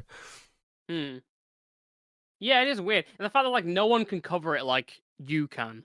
Or like, and it's the same with me to an extent. It's like, imagine if like Chud was covering the fucking FNF drama, you wouldn't know where to start. Yeah. So this is kind of position where it's like you feel like you're the only person who can look at the stuff. And I've tried to branch out with different stuff, different videos and stuff. But it does feel weird. It does feel weird to be like in a totally disconnected area where the people you like watching stuff, like you're interacting with them, but they don't know of like your biggest successes and stuff. And it's like, I think that's good because I don't want to like intermingle these communities that much. Other than just like I just want to cover stuff, and it's not like I want to be in some specific part of a community, but I just want to be like people want to come for Toastify. They want to watch whatever I'm covering. So yeah, and I really like that about the kind of community I've got and like the viewership. That I'm really pleased that I can go live and talk about pretty much anything, and people show up and watch. That's a fucking great feeling, honestly. Yeah, but like absolutely. It's also interesting when I look at certain bits of drama that come up from ACC stuff where like I think Toon Critic's like a really good example of this. I'm obsessed with Toon Critic. I have been obsessed with Toon Critic for years. I think he's a really fascinating internet figure because he's a ground zero for so much shit. And I see other people mention him or talk about his latest comeback.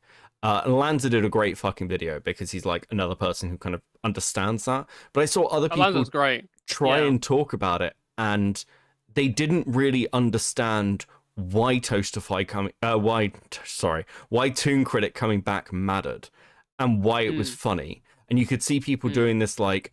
I saw somebody do like a moral thing where they were like, this guy's a monster and he's come back into the community. And I was like, yeah, but you don't understand. That's what's funny. That's what he does.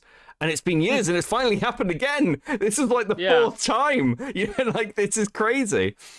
And again, you talked about this to an outsider. I was like, did you know, by the way, because I feel like I'm in the same position with you, but with like Elucid, for example. You know what, Elucid came back and started posting like pro like Harris stuff.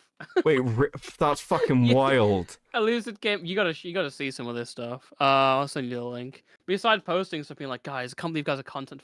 Actually, no, he said like, hit Florida with more hurricanes. Sad how Americans support a convicted felon and rapist. People are becoming way too comfortable being a horrible person. Elucid has been like semi back and still not addressed anything that's going on with any of the video against him. So it's crazy to see. But I guess like if you show that to someone outside, they'd be like, okay, why do you care about this guy so much? Just like, who gives a fuck about this guy that much? It's like, it's because this guy's been fucking like falsely vindicated for years, and it's crazy to see like him just like nonchalantly backing around. You have your own because you get your own little like lore.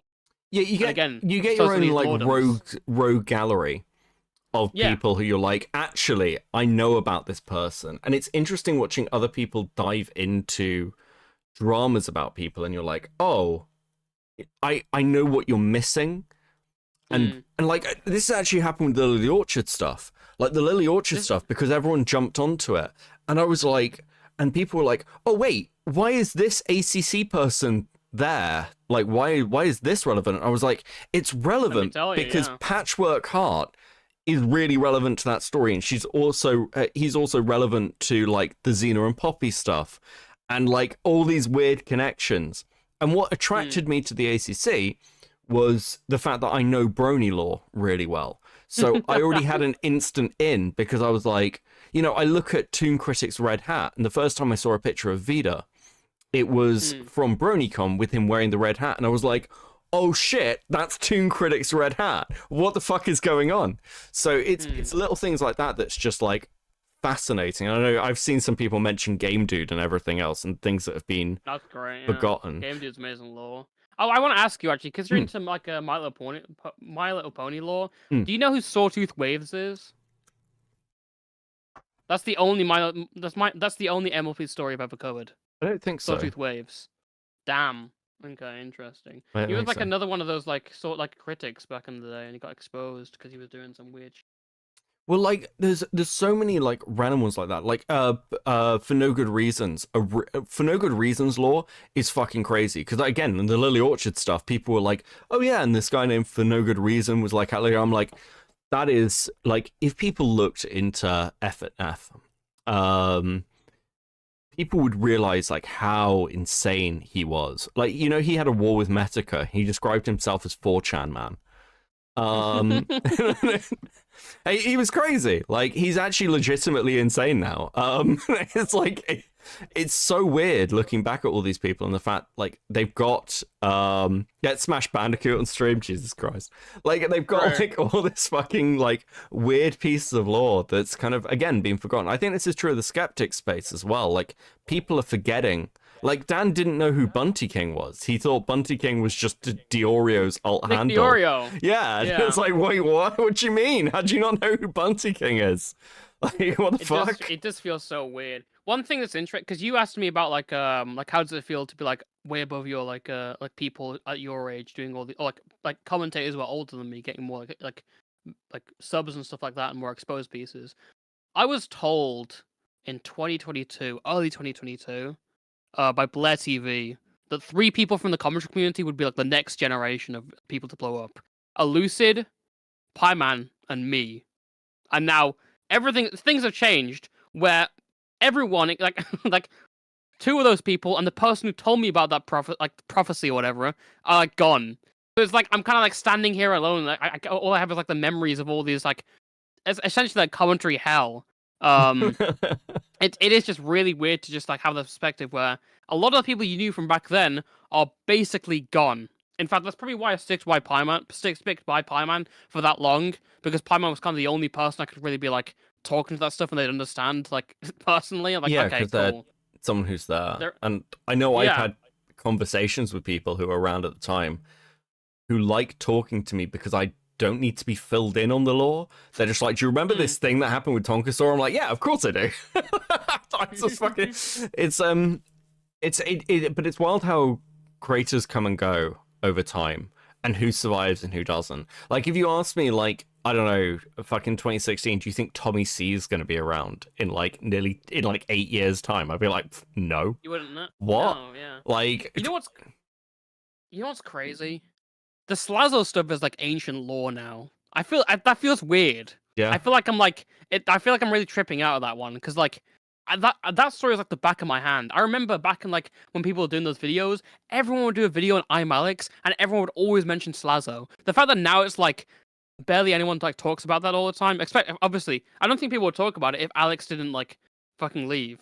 So yeah, that is. I mean, it's absolutely crazy that stuff happened. I feel old, but I'm like 19, so I don't know what's going on there. Yeah, internet time moves faster. True. It is weird. Very quickly, I've got Cancer Man for 2. A second Sling Mingo doc has hit the tower, sir. Oh god, not that again. I might not even cover. Okay, this is a story I covered like 2 days ago. Sling Mingo is like a really like edgy modder who's basically had like an entire fucking like I can't explain it. Like an entire like fucking unraveling of lore. And again, I'm not the person to explain it, but that's fucking great. Why is there another doc on him? I feel like the first one was already fine. Or whatever. The first one was fine. Did you hear the news about Fire Roka? Did you what news? I don't know. We'll take that as a no. What news? I remember the last thing I heard about Fireoka is that he wanted to sue me. I remember that. He wanted to send me like a cease and desist or something. I was like, what the fuck? It's like an international lawsuit. But yeah. And keep on stalling Ask Toastify about his lore. I think we stalled enough. I'm gonna add Chris to the call because also fair. I think you're gonna want to hear some of this shit because it has got interesting. You'll enjoy this bit of lore. I think because I think I know what. Oh god. Gonna bring up. Give me 2 seconds. I'll recreate the call. I hope I've installed Chris that so much that he's not gonna. He'll be fucking join in. Yeah, he'll be fine. We got a Chris. First time, long time listener, first time caller. Fuck off. Toastify, go to comments.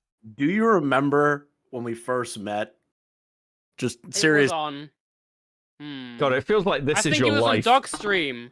It was on Doc Stream. It was on one of Doc Streams. Yeah, I remember that. It was on Doc Stream. It was first time coming up. I got added to the Doccast. You know what I did today? I went into the Doccast group chat. Do you want to know what I found in there? What'd you find? Remember when me and you were the ones that convinced Doc to cover Kumu? And it led to his downfall. We did do that. Holy shit, we did that. We contributed to this man's complete. That guy was such a dickhead. I'm so glad he's gone. That guy is such a dickhead. That guy was like 800 subs. I think that guy had like 800k. Fucking hate that guy. What is it? He was covering the Brion stuff, and me and you were like, dude, this shit is getting like really retarded. And Doc's like, I don't know if I want to cover this. And then we told him Lyle was involved. Yeah, Brion was funny.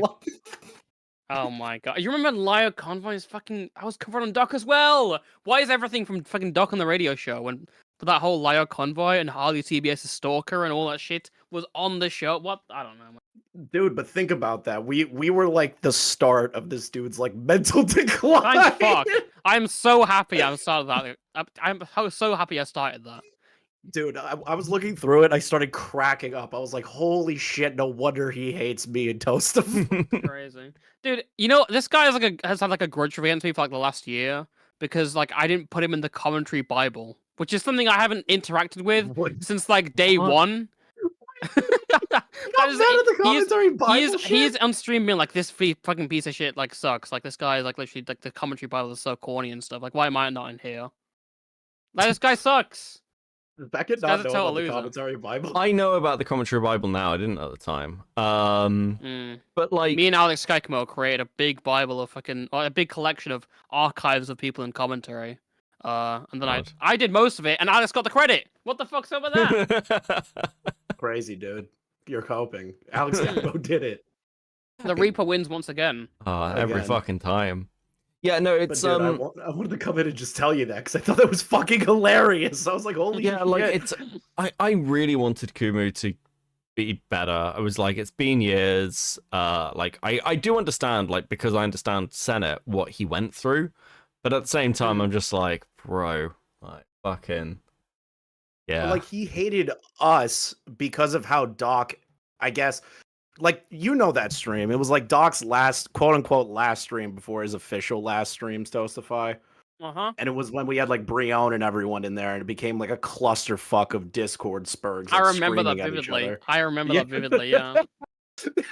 Apparently, that, like, put him over the edge and, like, made him hate commentary, and he would, like, talk shit about everybody in, like, VCs and stuff. About oh my us. God. Dude, we caused it. We caused it. I remember me adding LT Cobra to that call. Do either of you cause this controversy? Do you ever? Holy shit! I forgot LT Cobra was in there. Because I think about this occasionally. I wonder if like one of the like fucking spurgs I've like messed with is going to come out in like 4 years' time, and I'll have forgotten who they are or that they exist, and then they'll be like, "But Open Seas, that's a channel I need to take down." Dude, you'll from the ashes, yeah. You'll have them. There's always like a handful that you pick up. Like I had no idea like about Kumu, and then I jumped in the ACC stuff, and then I was like, wait a minute, I remember this guy. And then I just started thinking about it again. I was like, holy shit, now I remember who this guy is.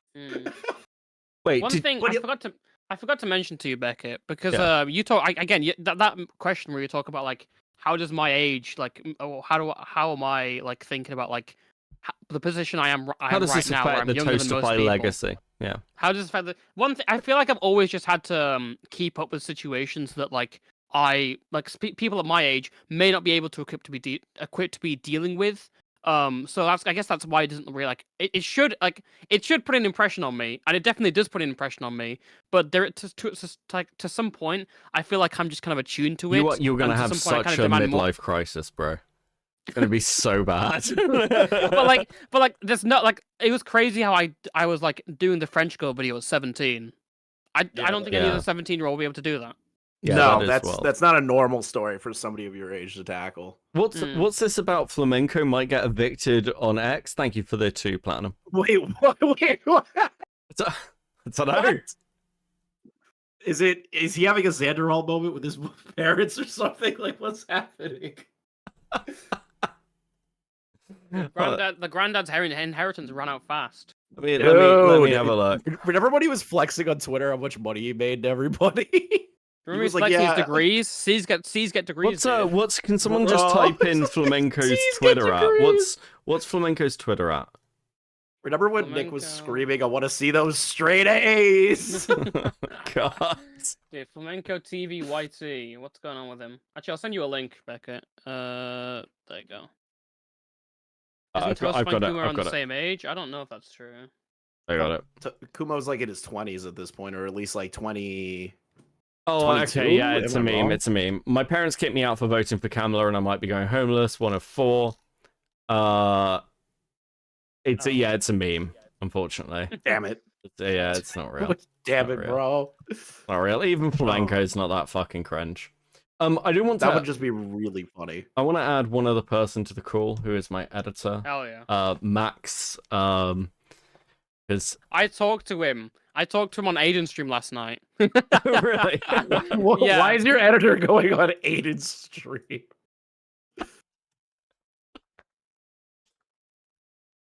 Oh Has my Aiden god. finally Think so. surpassed Lyrics yet? No. Evening, Matt. How you No? doing, bro? Hello, Miss. Yo, what's up, man? Yeah, so Femios? I have 3 questions for you. Go on. Yeah, so the first one, right? We talked about Pman, we talked about Bo Blacks, we talked about Augie, right? Let's go back to 2021. There was the year before that, right? There's a very controversial video by a guy named Mr. Girl. He reviewed a movie on Netflix, right? I think we all remember that. What's your opinion on all the Mr. Girl commentary shenanigans, right? We have the classic Pieman interview. Do you think that was a good interview? Do you think I don't know if that went well. But my whole thing with Mr. Girl is I do think the guy's a total freak, obviously. But I would not regret any of the content that he made. Because there's no all the stuff that he did and all the stuff that was going on, that is insane and kind of funny. But about himself, I'm not really sure. I haven't looked a lot into Mr. Girl's lore, to be fair. I saw him floating around. I got the general gist of what he was about. I remember him on the John Swan Destiny stream. That was funny. That was great. That was amazing. That was an iconic moment. Yeah, the Destiny John Swan. What was the accusation? It was like 17-year-olds. An 18-year-old and a 15-year-old. Basically, yeah, I John remember had, this. made this but John had spearheaded this accusation against some kid, genuinely some kid who was just working for him, and it was completely brutal, especially when the DMs contradicted what was being said. Totally exaggerated. I also remember Mr. Girl because he was doing a show and someone called in and talked about a sex dungeon, and then that guy got arrested. Wait, oh, what? that was a classic. Yeah, Chud covered that one. I remember that one. Yeah, I remember that one. Wait, as well. was that the guy who got arrested for being a pedo? Yeah. Yes. I'll say this, Mr. Girl's Discord, it was kind of like North Korea. No sending pictures, no, anything. You can't DM people. Man, I wonder why. You have to put those restrictions in this kind of a... Man, that's crazy. That's a hell of a red You couldn't flag. even use custom emojis. There was one emoji. You get to use the cooking emoji. Interesting place, interesting time. I feel kind of bad for the guy now. I think he's spending $30,000 on a pedophile documentary, if I can say that. I don't know if I can say that on YouTube. But yeah, there's so many good Mr. Girl moments. There's so many good John Swan moments, right? Actually, it's really interesting because the first time I was introduced to John Swan was the Destiny stream. And it was I didn't know what was going on originally. He was reading the, was it a Google Doc or a Twitlonger or something? It's a Google Doc, yeah. Yeah. And then we slowly find out it's just 2 kids messing around. John Swan forced them to write the thing, whatever. Yeah, again, I can remember this really vividly because I was friends with a lot of people involved in that document, including the kid who was being accused. I remember where I was in the day that doc dropped. I was at my uncle's house and we were just chilling because I would watch the new Doctor Who episode. And I just saw the allegations, and for some reason when it came up Cammy is caught grooming, I just burst out laughing. I burst out laughing and just started making memes. That was it. But again, it's weird because I've been so close to all these people and so close to the lore, and I don't really I'm not really featured in all that stuff. But that's a good. I feel that's a good perspective to have for me. Right. And when it comes to Bo Blacks, right? Do you remember the classic Augie RFC call where Bo Black says, "Meet that MF"? Yeah. No. Yeah. No, it's close, but yeah, that was a very great call. Anyways, do you have any thoughts about that whole kerfuffle? I'll be honest, I have not watched the entire call, but I have heard a lot about it, and I think it's very funny. I don't know. Okay. I don't know. So, from what I understand, Bo Black's bringing up his sister stuff. It's well, if you didn't want that to be brought up, you shouldn't say it publicly. That's it. Yeah. I don't there's some stuff. There's some stuff about my life I don't say that publicly for obvious reasons. You know what that reminds me of? Me and Bo Blacks had a debate on Lyric's stream about whether Big Bungie should say slurs or not, and I was let him do what he wants. Yeah, this was on Lyric's stream. The stream is deleted now because obviously we're watching Big Bungie's videos, so a lot of the stuff was gone. But we had a debate. And we basically like it was like an argument where it was like, I think Big Bungie should just like say whatever he wants, and Bolux is like, no, he shouldn't say this about trans people and stuff. And I'm like, I mean, it's jokes. Just like let him say what he wants. It's like, no, you should like mute the language because it's not gonna stick around. And like I just give him creative freedom. And that was the entire. I wish I had that stream, but I think I asked Lyrics and he deleted it. So was this like a year ago or like how long? No, a couple of months ago. Recent. Oh wow! If you remember the same stream, it was the same stream where we looked over like Tipster versus Mudahar and Dojangles on like that Fireball stream, and I was like, "This is cringe." It was that same stream later on, but again, the original one isn't archived, so yeah. Okay, that's interesting. That is sad. I can't watch that, but there's a second question I have. Right. The Ghost Pedo. I think that's the first video I saw by you, and it was on a chud stream. Yes. Do you want to explain that to the audience because that's an amazing video? Oh, that's amazing. Okay, so there's this British guy called SSG3, who is like a modder for like a Sonic, some sort of like Sonic. He's like a YouTuber streamer, like a Sonic YouTuber, and he's like a modder for some sort of like a reboot for Sonic, or whatever, like a reimagination of the game. So here's what happens. SSG3 gets caught doing philandering with some minors in the DMs. Well, one minor, to be specific. And he's being a total freak, as you can expect. Fill in the blanks of all the fucking weird shit that you've ever seen. So people start questioning him on why he did this. And he's like, listen, my house has been haunted for a while. Listen, I think a pedophile ghost may have inherited my body and done that stuff. I don't remember. I have no recollection of any of what was happened. No fucking way. It's real. These were all community posts too, right? If I recall. A lot of it was on the Discord server, but like community posts as well. But that was after. Again, an amazing story. I love that one. I'm really glad you asked about that one. But yeah, that's the entire gist of that one. Yeah, that's interesting. The final question, right? This is a little bit more technical. It may be boring to the audience, but when you started making videos when you were younger, what was, if you would like give any sort of advice to any like people who are interested in doing this, especially at like a young age, what advice would you give them? Don't install Discord.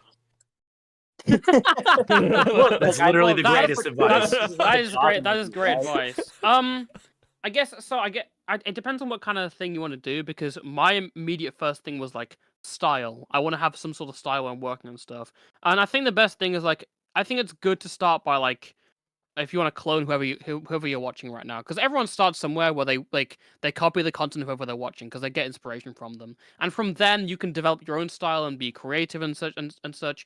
I feel like a lot of the thing, it's like sometimes when you're doing YouTube, it may feel like you're just like striking at nothing, but like it's like gambling. All right, you are like imagine you're only like so much away from like hitting that gold mine of content. If you want to blow up and stuff, like the main thing with YouTube isn't like creativity or like, sadly, but the main thing with YouTube isn't like creativity or like flair or whatever. It's consistency. It is absolutely consistency, and from there you can build a fan base and stuff. That's my tip, I'd say. Right. So I said 3 questions. That was kind of a lie. There's actually a 4th one. Right. Okay.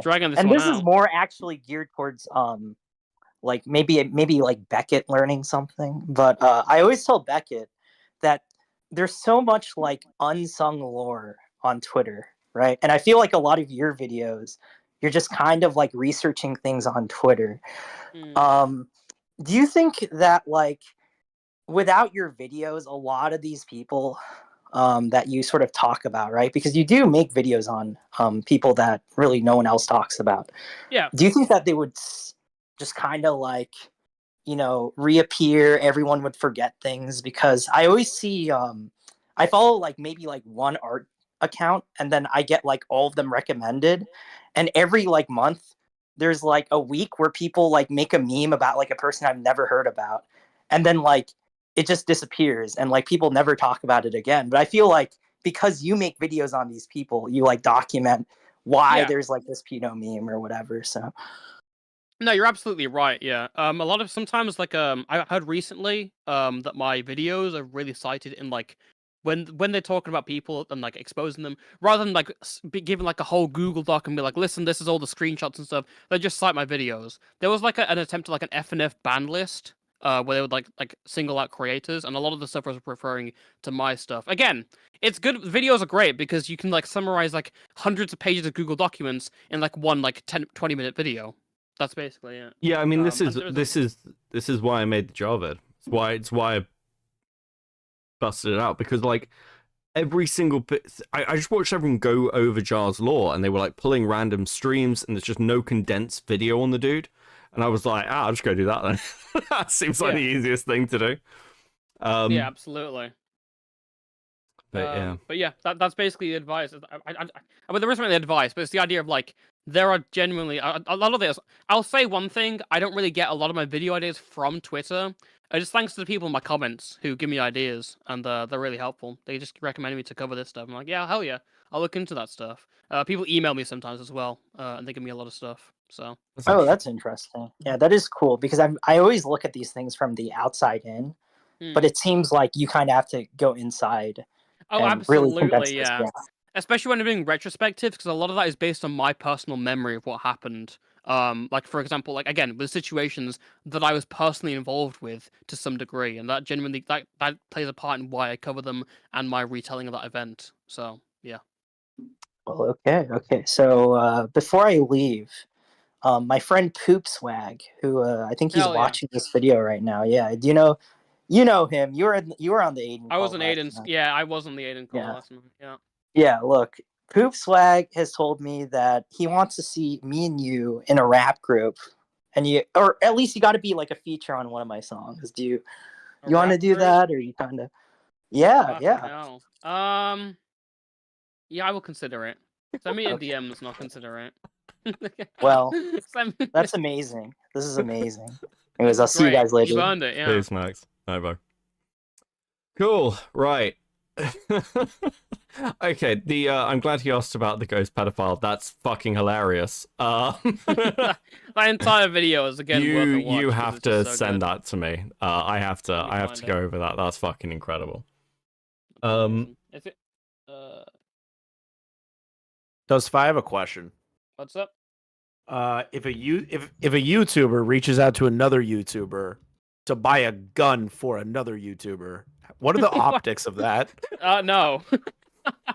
What are the optics, Toastify? Let's talk about it. Let's discuss. No, we're not doing that. No. No, because it's relevant. Because it's important. It's not a hypothetical, Toastify, because this happened recently. Who did that? So, are you familiar with Romantic Goblin? No.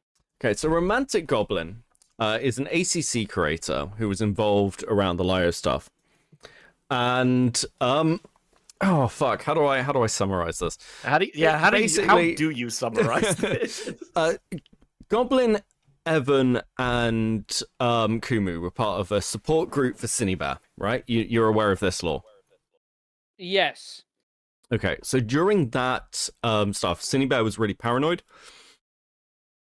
And basically, Goblin sent a DM saying, you don't, I'm going to paraphrase here rather than read it, but like, you don't have to, like, in your state, there's no mandatory waiting time, so you can just go and get a gun. And at the same time, messaged Gilded Poo to say, hey, do you have any guns you could sell to somebody? So was actively trying to go to Gilded Poo to get him to sell a gun to Cinebear. But now they're trying to say it was a joke to ask Gilded, but the DM of there's no mandatory wait time was within a few minutes of Gilded telling Romantic that exact line. So how can anyone really take that as a joke, right? Can you chalk that up to a joke? when it's like Yeah. a couple of minutes I'm not after sure you get about that. that one. Not I don't sure think that's about a that one, joke. yeah. I'm not sure What that's are the a joke. optics? Yeah. What are the optics of What are the buying a gun optics from a of YouTuber? I'm not buying a gun for anyone because you're buying a YouTuber. I'm buying a gun for someone I do not know. I'm not responsible for whatever they do with that gun. That's gonna be responsibility. That's not happening. Was just curious, but Why would you even? I want that group chat now. That's the point I'm at. yeah. You're gonna Dude, get that group chat, yeah. Well, I sent Beckett something earlier, and it's in regard to the romantic goblin stuff we'll talk about later. Let's do you want me to talk, do you want me to read it now? Do you want me to show it? I don't really care. It'd just be funny. Okay. Cool. Let me just It's like it's mostly just boring, honestly. Wait, what? Hold on.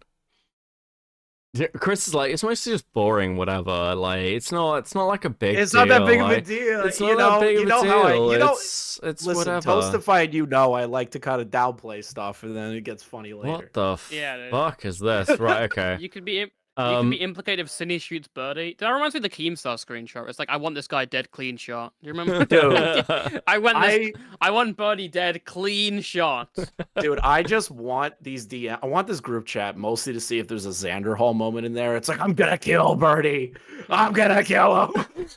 So I what we want got that is so Goblin says, at here for anyone curious. What's this about? Anyone curious about the gun shit? Chris commented on my live asking about it. Ditzer, whatever the fuck. I'm actually talking to people in endless servers right now about that. Goblin, what are they saying? Golem, what's the deal with the closeted pedo accusations? Wolf, stand by. Goblin, stand back and stand by. Goblin, what? No idea. Des, people throwing around accusation like flies on shit. Void Breacher, closeted pedo is crazy thing to say out of nowhere. Look, Goblin, on the off chance that you see this, I cannot stress this enough. Goblin, Kumu is gone. I mean, actually, we've been talking about old lore. So during the during the Kraut and T drama, I spoke to Jeff Holiday about this, and it came up. When that shit all happened, Kraut kind of like fucked off for a few months and then remade his channel. But because Jeff was the only one left, Jeff was the one that got all the heat. Kumu's gone. Goblin, you need to stop. Actually, no, fuck it. Just Goblin, carry on. Goblin, keep going. You're one tweet away. You're one tweet away. You're one DM away from proving everything. Yeah, because like this is like Goblin's in this weird position because like this happens a lot to people who come out of dramas, and Goblin came out of the Liar stuff looking good. And then they start making content, and they start like, I don't know, kind of carrying a bit of like that, oh, I was involved in this thing, therefore I know what I'm doing. And then they crash their careers into a fucking brick wall. And that's very much where Goblin is right now. I don't know why she would continue. This is the sort of thing where you take a break from the internet. You probably shouldn't be chatting shit in Discord because they will like, that stuff's gonna come out. You know it's gonna come out. It's the fucking ACC. Like, I don't know what you're doing. Like, why? Also, I have like eyes and ears everywhere, so like, bruh. Jesus. Yeah, Chris I is do. like, I like the way I'm literally getting in the shit for walls. being too involved in stuff, and Chris is like, I'm the Rat King now. I am taking over I'm the obsessed. ACC, and no one said shit to him about it. No, see, the thing is that I'm in the walls of everybody. Everybody. I'm in the wow. walls, dude. I'm in the walls like Mama JF. Fucking hell. Can you give me a second? I just need to go do something. If that's okay. Yeah, Sorry sure. Take about this. the time. Thank you. Nah, you're Good evening, Enla. How you doing? Also, it's a Motherfucker. public server. Yeah, I look. Fuck. Give me 2 seconds to read super chats as well, because I know I've had some coming in. Critical Shogun with the 9.99. Thank you, bro. Good to see you this evening. I'm hearing that the flamenco grandparent inheritance well is drying up. Is that true? No idea. Yes. But, is that actually? Oh, it doesn't surprise me. No, I don't know. It's kind of funny if it was. Well, okay. Chris is just like, yeah, sure, fuck it. Ellington Moose for the Why 5. should I feel good? Why would I like tell the truth at this point about Flan? Fox is yours, trying to say all this justified backlash Goblin is getting is a witch hunt, and that the gun talk with Pooh is ancient history. Well, How many months? How long was the Cindy Bear drama again? This is like not even a month ago. Yeah, like it's like 2 weeks. Yeah. Like the fuck. Still fresh. She was in Himpleton's stream saying that the commentary channels that all have the same talking points, lol, on her anti-commentary arc while avoiding any accountability. I mean, I don't give a fuck about accountability, Leia, but that is pretty funny. Do you want to send me a link, Leia, to the Himpleton stream with a timestamp, and we'll have a look at it? This is fun. Doesn't that sound like someone's talking point? What? Doesn't that sound like a certain white-haired man that got caught ghostwriting? Who the fuck are you talking about, Chris? Talking about Kumu, bro. Oh, his okay, fucking profile. Cool. Right, okay, cool. Doesn't that sound like his talking point, just like a little bit? Oh my god. Yeah, well. Mm. Yeah, like I don't know, man. It's been a fucking massive shit show. Listen, I'm just here having fun. If people think I'm taking this like super seriously, no, I mean it's so not. Like I mean, again, it's one of those where, you know, you right? I'm playing Legendary Halo Reach right now. Okay. Oh. Yeah, I don't know what to tell you. I mean, like, stop. Like, you've all been through drama cycles. You know, if you just shut the fuck up, it stops. Like, the fuck? What happened with Kumu? Kumu, fucking imploded. There we go. I'll give you the TLDR. And to be clear, for anyone who's not aware on this, I took an L on this, like, very quickly, and was like, I fucking was eyes off the ball. I'm not doing this whole kind of, haha, you always knew. No, I'm a fucking idiot, okay? So, shit happens. Yep. It's almost like someone was telling you. Shut the fuck. Hey, listen. Shut the fuck up. I took my L, and at least I'm getting shit for being nice. Okay. True. I'd rather fucking get shit because I was too nice to somebody than because I was being a snake or some shit. That is true. You never want to be known as the snake. Yeah. Hey, Beavers. How you doing, bro? Fucking hell. He knew that Kumu was a freak the whole time? Jesus Christ. Why do you not know about the cutting law? Dude, why are you not... Okay. So, because I got asked about this. You gotta see, so from my perspective, when I found out about the cutting stuff, I've still never seen the doc stream.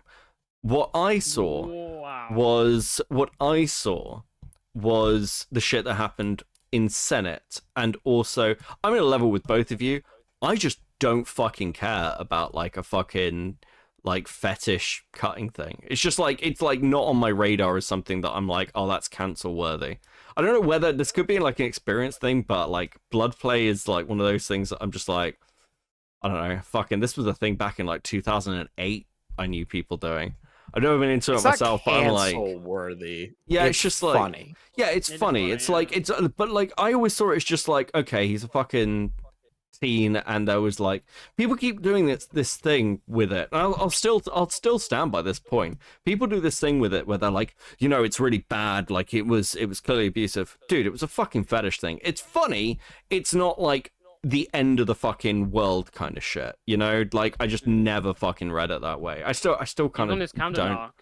Yeah, I kind of don't. I mean, my main thing is this: he wasn't like he handled the backlash to that at that point really badly, and he just needed to be consistent with edgy I don't fucking care, because when you start caring, that's the problem. And there was a lot of like weird shit tied up around that with how he was treated with Peaches, so there's a lot of context to how I came into like position of talking about that law, which is relevant to my reaction to it, I think.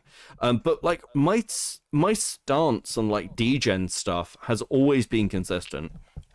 I don't care what someone does privately. I don't care who they do it with, as long as it's legal and consenting.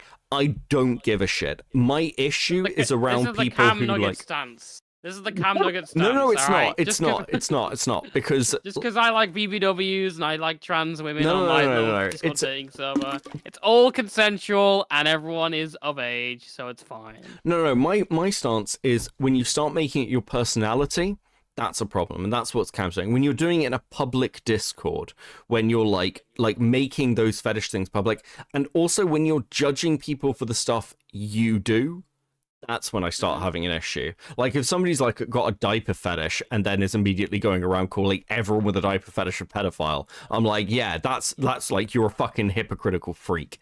And again, you're a pedophile. Yeah. Yeah, I'm like, I don't fucking care that much, but I'm going to laugh at you in the same way I'll laugh at everyone else. But I just don't view it as I don't know, I'm not puritanical about this shit. I'm not like Turkey Tom with his stop gooning stance. Do you know what I mean? But yeah. You know, it's the same with being a furry. Like if you're a furry, more power to you. But if you're going to like, I don't know, come into chat and fucking a woo at me, I'm gonna tell you to go fuck yourself, that kind of stuff. But Damn. I thought Beavers was in here for a second. I was like, the fuck? Beckett, you're so wrong about this topic, right?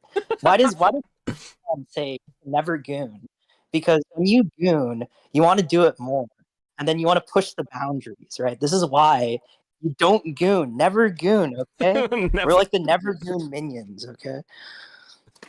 I think like it just came in. It was like never goon. Just left. Yeah. I think it's a stance when it becomes your personality. That's the problem. But like, fuck, I don't. Yeah, I actually I will say this. I think stuff like Vor is incredibly fucking weird. I think like there are certain things where I'm like, what the fuck is this? Like Vor shit, for example. There's a couple of things in that category where I'm probably gonna look at you funny, and diaper shit, obviously. But obviously, dude, the Doodle Tones arc was great. The Doodle Tones arc was great. I don't think she's coming back though. Yeah, absolutely. I hope not. I think we're all better. I think we're better off without it. To be fair, but I think yeah, absolutely. I understand your position with this, like the fetish, because I've experienced it with like, people will talk about like the really demonized fetishes in the ethnic community. It's like I don't think kids be having fetishes, but someone's DMs will get like 14-year-olds DMs will get leaked, and then people will instantly like start fucking like railing on them, and it's like what the fuck? It's like Jesus, calm down, because like it's like. Yeah. Yeah, I think it's one of these things as well. Like, part of the reason I have this stance is, like, look, I try and be as consistent as possible because I know plenty of content creators who have sat there on streams in public during drama going, you should never e-date. You should never e-date ever. And I know that they e-date, and I'm just like, bro, what are you doing? Why are you doing this? I know that you're lying. You're in a relationship right now, as this second. Pull it up, yeah. Jesus. Wait, is Beetle waiting? Fuck, sorry, actually, Beetle, I didn't realize. Crisis for the 2, please let Beetle in. Hold on, I'll add Beetle to the call. I didn't realize you were waiting. My apologies, Beetle. We'll bring in Beetle. There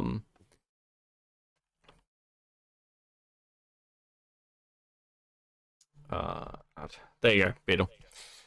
I can know. But yeah. Hey Beetle, how you doing? Oh. Hello? Beetle? So much for all the chat. Oh, there we go. There we go. I wanted to ask one very simple question to all three of you because Go on. brought up. Have you guys ever heard of Shadow Wolf S? What? Shadow Wolf S. Have you ever heard of Shadow Wolf S, also known as Carpet Sample? Carpet sample. No. I don't think I have, no. He's this guy that made a whole fursuit out of plush stuffed animals he fucked. Jesus. Wait, what? Jade, oh fuck, I do know this guy. Yeah.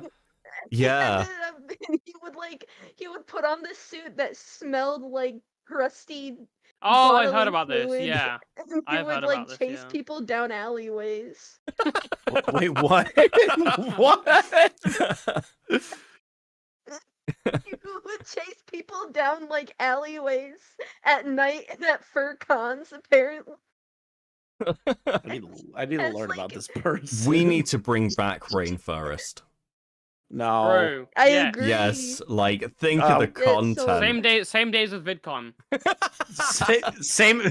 Same venue. Same day. venue, yeah. Same venue. Yeah. Based. They could share the nitrous oxide tanks with all the YouTubers. Kanye will be there. Wait for Diddy to get out. Yeah, that's my main question. No, you good. Thank you, Beetle. You're welcome. I'll send you all of the lore. This guy is like, he was born in 1956, and I don't know my math, but he's like 70 years old. He's an old ass Wow. guy. Yeah. What the fuck? And he has like Christian type drawings of like naked furry women made out of Crayola. Okay, crayons. send me the lore. We'll go over it on stream. I'll do a stream on it. Okay. Thank you, guys. No worries. Peace. Oh wait, Chris. Hmm? Have you ever heard of the Sally Acorn skeleton doll? No. I've heard of that one. Yeah, Peter sent it to me. I'll talk to you about it afterwards. We'll do something combined on it. I've already had a quick glance. All right, I'm down. It's Okay, it's bye. fucking insane. Later, Peter. Yeah, like I kind of look at a lot of this shit as people I don't know, need better controls over themselves, because it is weird, boys. I don't understand. Wranglers. Yeah, they need wranglers. We will not be the wranglers, but they need wranglers, all right? Rope them in, you know. Do you, okay, Have you ever had to have a fireside chat, Beckett? Yeah. Oh, Toastify. Not to me, but I have had to have a fireside chat with somebody. In fact, Yeah, that's what I mean. With somebody else. you yeah, know? I did. I had a fireside chat with Kumu. Wow. Wait, was this after his This was after he just before he left? This is before. This is like while everything was like crumbling around him, and God. before he struck people. And I was like, dude, you need to shut the fuck up. And then he struck somebody, and I was like, okay, well. Flatly, yeah. Damn. Yeah. I don't know. Fireside chats are weird. I've had a few of them, but I don't think I can name who they are. Man, I wonder who that is. Hey, okay, such a mystery. Such a mystery. I can publicly say I had one with Himpleton because that happened publicly. I remember, obviously, but I've had like ones with other people which have been private, which I can't name. That's fair. I mean, did Smaggle take it well, or? Smaggle? I literally said it was Himpleton directly, and you were like, okay. Can we talk about Himpleton? Listen, Himpleton is a fine researcher. Oh my god, not this again.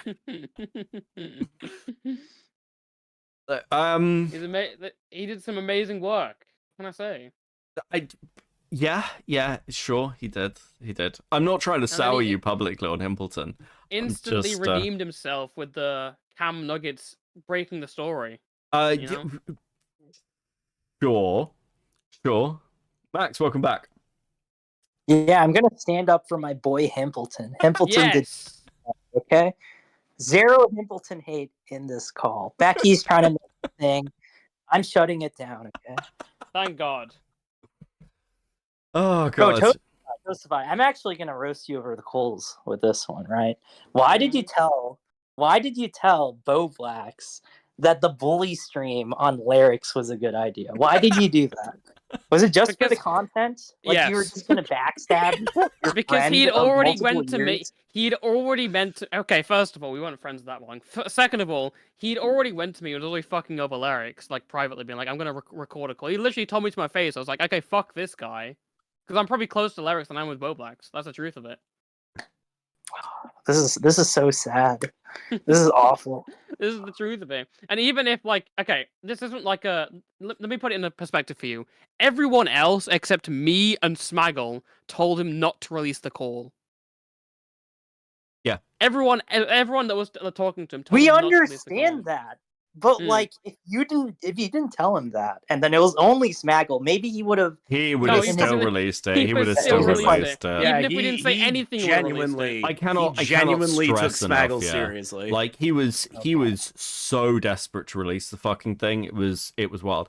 And you got to remember as well, before he went to Toastify, he was bitching about Toastify. And absolutely, yes, he was. So I said this publicly at the time. I felt bad because the only fucking knowledge I had of this whole drama was Boblax talking to me about Toastify in this fucking group call. I was like, why would Toastify do that? That's really shitty. And then I saw the whole thing play out, and I was like, oh, and this Becky didn't know that I had just been in the call prior with what Boblax the when we were talking. Fuck? Yeah, like he was full on, just like he was just looking for any kind of approval, because what he did with a load of us was he tried to basically fish for pre-support of who would help him take down Lyrics. That's why, because like Lyrics is in an interesting position in that he doesn't like interact a lot with the rest of the commentary community, like outside of streams and everything.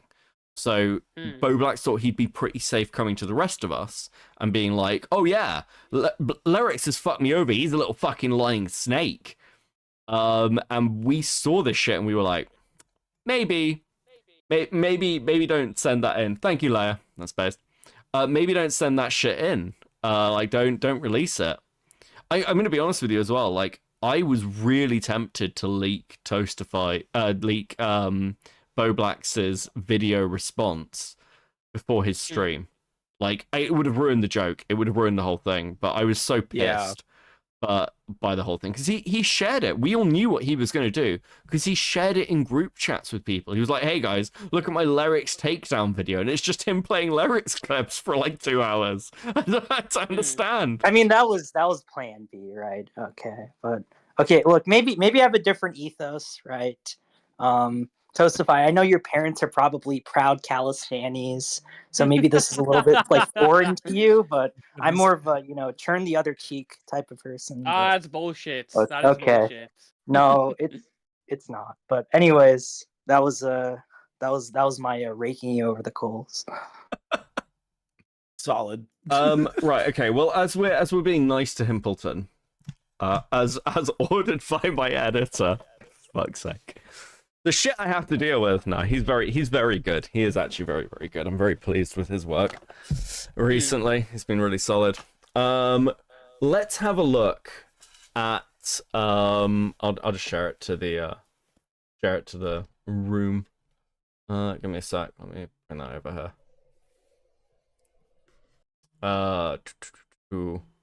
We'll have a look at what's going on with Goblin. Like, because I'm genuinely interested now. I don't think we need much visuals for it because it's Templeton. No, I think it was like stream chat or something is what Leia was saying, right?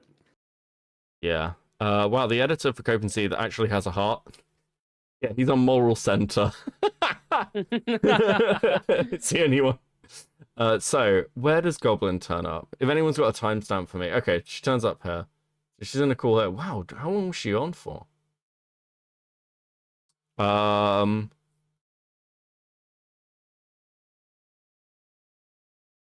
You know what I mean? Yeah, maybe. That's just kind of how it comes off. Because he literally says he made this video because of what happened here, and then explain. Okay. Okay. Hi, Romantic Goblin. Okay. You don't have to stay here if you don't want, but like, we were meaning to go to General anyways. Oh no, you're chill. Okay. You're very quiet. Oh. Thank you, Wellington. Isn't Colton like a tard? So she's fine. Man. Like I always just put people on 500% because they're always way too fucking quiet. Toastify will defend Colton to the death, dude. No, you're fine. Your homies. Day one. Yeah. I'm pretty sure Colton made Foos. How was the stream? Oh, it's still going. That's that's one of the best. Dude, okay, I have a question. But we're only live to my 15 best friends and family, so don't. Please don't do stuff like this. When I can't remember the last time I mentioned my viewer numbers in a stream. Don't do that. Don't do this. Becky, you have 213 watching right now. Wow. Your best friends. 213 of my 13 best of friends. your best friends and family. Yeah. Wow, it's so easy to make Toastify turn on Himpleton. Let's go! Yeah. Don't worry. Okay, yeah. Okay, Himpleton, I have a question, dude. Yeah, what's up? So, I'm looking in the general VC chat. Why the fuck is there a furry with like a Star of David and like a Gucci vest on, dude? Who the fuck is this? Dude. Who is the this? fact that you think That's I'm responsible Rita. for that. No, I didn't say you were, okay? I just want to know he who is is that? No, he is responsible. That's his main demographic, okay? Okay, I guess. No. Not true, Goblin. So the context for this is Goblin's just jumped on the stream. Now, Goblin's getting a lot of, like, shit. We may go ahead a little bit. Because, like, it looks like they're watching Xylee's video. That's interesting. On Impresa's Shadows. You know what I mean? Yeah, maybe. Oh, wait. That's just kind of how it comes she's off. muted. Okay. I want to see her get pressed. He reminds me of Simply Dad. Yo, Simply Dad? I saw Star talking about him. I've heard that Yo, name that's before lol. because that was someone like Vosh and Xanderhall, like falsely accused of being a pedo. Lol? No, that's not. That's not the No, right. That's the wrong Extreme guy. Dad. That's Way to hear Extreme about Dad. Yeah. Still haven't apologized to Dude, him. Simply Dad is such a callback. Listen, Extreme Dad's a fucking lunatic, okay? Don't but give me he that wasn't a fucking shit. pedophile. No, You but remember he also may have like caused somebody's. I don't know if I can say this. Then don't. Do you know what? Have Fuck you it. seen the- Fuck it. Are you guys aware of the fentanyl Extreme Dad drama?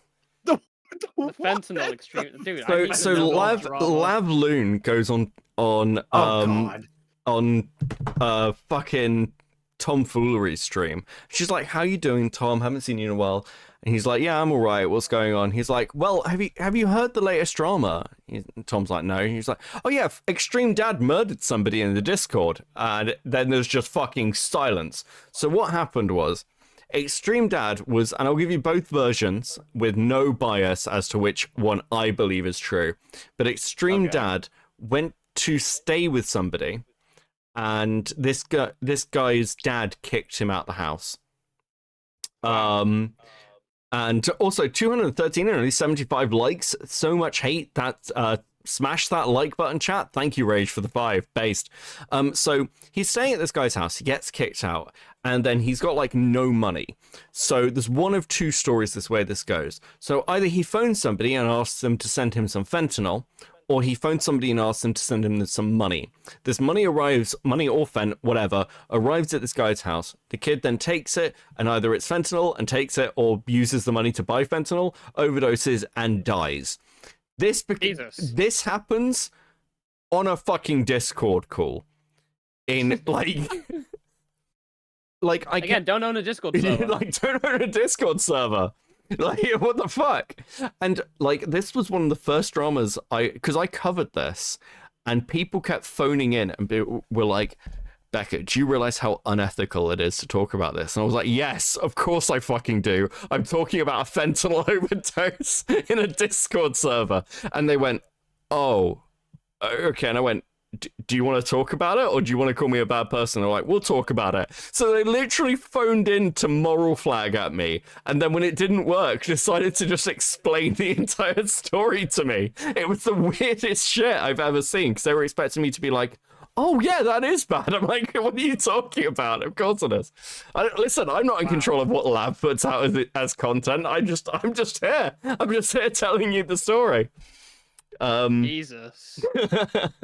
I can't believe the guy who would call into Tommy C's show and argue with Nick Diorio soundboard has done that. That was the greatest piece of content ever made. That's such a good clip. No, I still think Keem responding to Diorio's soundboard was way better on Dave's stream. I still think that's the greatest thing ever. That was very funny. Because that's like, but the thing is that like Keem obviously wouldn't tell the difference because he doesn't pay attention, so he would just hear "okay," and he would think he was in control of the convo. Apparently, I'm being told to go to 4:15. 4:15 by Leia. I completely ignored the timestamp. I'm sorry, Leia. Right, let's go. Then trickle down to the face cam. Figure out like what was his whole. retarded shit I've ever. Things remain this way for drama. Not really. I don't remember it ever really being like that. But it's worse at than all. that. It's worse than that too, because he literally says that the face cam commentary puts more time into their editing and scripts. Can I just say, a lot of the times with like slop drama content, a lot of them, and this is just a commentary problem in general, but a lot of them will just repeat the same talking points. Yeah. When they're covering the same shit, and that's That is why that's why a lot of people are fucking bored of the Mr. Beast situation. Yep. No, that's right. Or don't, or why some don't want to talk about it because literally everyone else is just parroting the same talking points. I guess Well, that's why. No. What? What? No. No. No. That's Not not at all. why, Goblin. The fuck are you talking about? If everyone's parenting the same talking points in commentary, how do you know what the... there is actually a talking point for this. It is the audience who are the anti-Dog Pack, anti-Mr. Beast pro-Dog Pack fan base are insufferable retards, and they keep coming out with false accusations, so it's made the story impossible to cover. There is a fatigue with it, but it's also largely driven by the fact that most of us don't want audiences like that. From the, bigger commentary side, the people who put out slop content, they actually really do want to keep covering this, because you got people like Pegasus or Cam Nuggets or Quinthio who are getting hundreds of thousands of views off this content for basically no effort. The fuck are you talking about? That's why I usually stay away from it unless I'm doing something like milking Cam Nuggets or something. Like, that's different. Or unless you find something to be a contrarian about, and you want to be a contrarian. Yeah, I'm not a very big contrarian. I don't like this but person's I just give voice. my opinions, and if Alright. they are contrarian, then they are. I like the way Toastify is like, do you know what? Are you going to have a fireside chat with Himpleton about bringing Goblin onto the stream? No, it's fine. It's fine. That's morally neutral or something. Listen, I think Himpleton will be. I think Himpleton will be fine if he stops bringing retards on. He needs to stop running streams. This is a Toastify. This is a 12-hour long stream.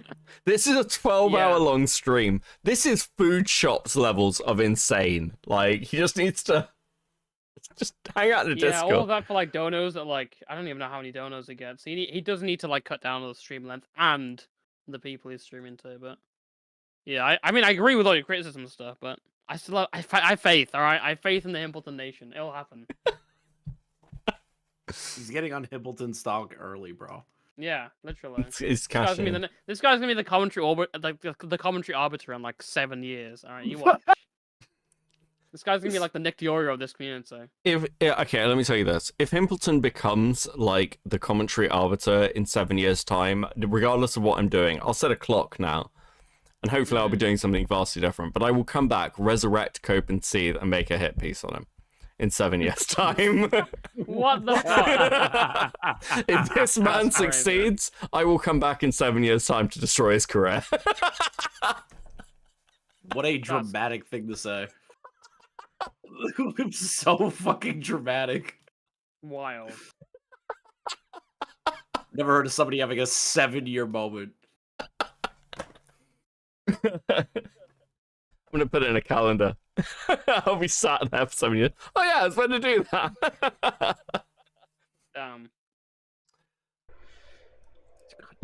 Dude, the fact that I'm really perturbed by this point that he says the face cam commentary is more high effort in scripts and editing. That is crazy. Maybe in editing, sure. But have you ever seen Cinnamon Toast Ken's videos talking about drama? I like them. I'm not saying I don't. I'm an OG fucking Cinnamon Toast Ken fan, okay? So I like them. However, they are slop. And they are not. He doesn't understand what the fuck is going on. Okay?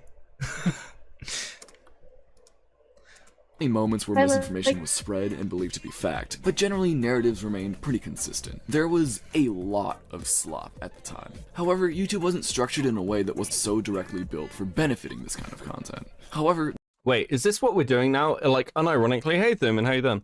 Unironic though, we're just doing covering and talking about slop content and why slop content's bad. Is that the current content? Apparently. Jesus. Okay, that's enough, Hilton. I'll stop. I'll be good. Fuck. Oh fuck. Chris, buddy, what's your plan next? I don't know. Stuff. No, I mean, like, are you gonna go? If you can get this group chat, are you gonna go after Goblin? Is that your possession? Honestly, they aren't the focus. My focus, like, I need to like be clear with this because a lot of people are like being weird. They're just like, ugh, there's some gay op cabal thing happening. No, I'm just in this for the content, baby. Well, if yeah, those that's DMs what are I mean, funny to like... me, I will cover them. If they are boring, I will not cover them. Nor will I send them to anyone else because it is a waste of time. Yeah, I mean, this is, I think, the biggest reason I haven't asked for the group chat. I was just like, what's the fucking... Like, at this point, from what I've heard about that group chat, it's basically just more of the same. And I'm like, okay, well, yeah, shocking. Shock. Yeah, that's pretty much it. I think my biggest thing with this is oh fuck. The biggest thing with this is like you know the whole Cam Nuggets thing happened where Cam's like, Gamma said that I'm going to be blackballed from the community, that kind of shit.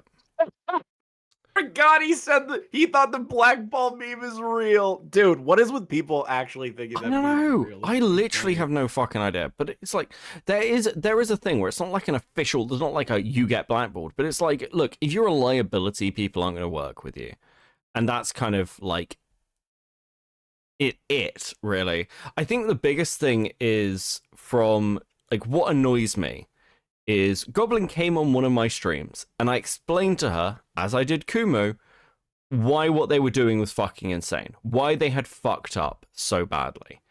And watching somebody just fail to realize how badly they have fucked up, and it's not about accountability, it's just about just taking the L and just be like, yeah, I'm a fucking idiot.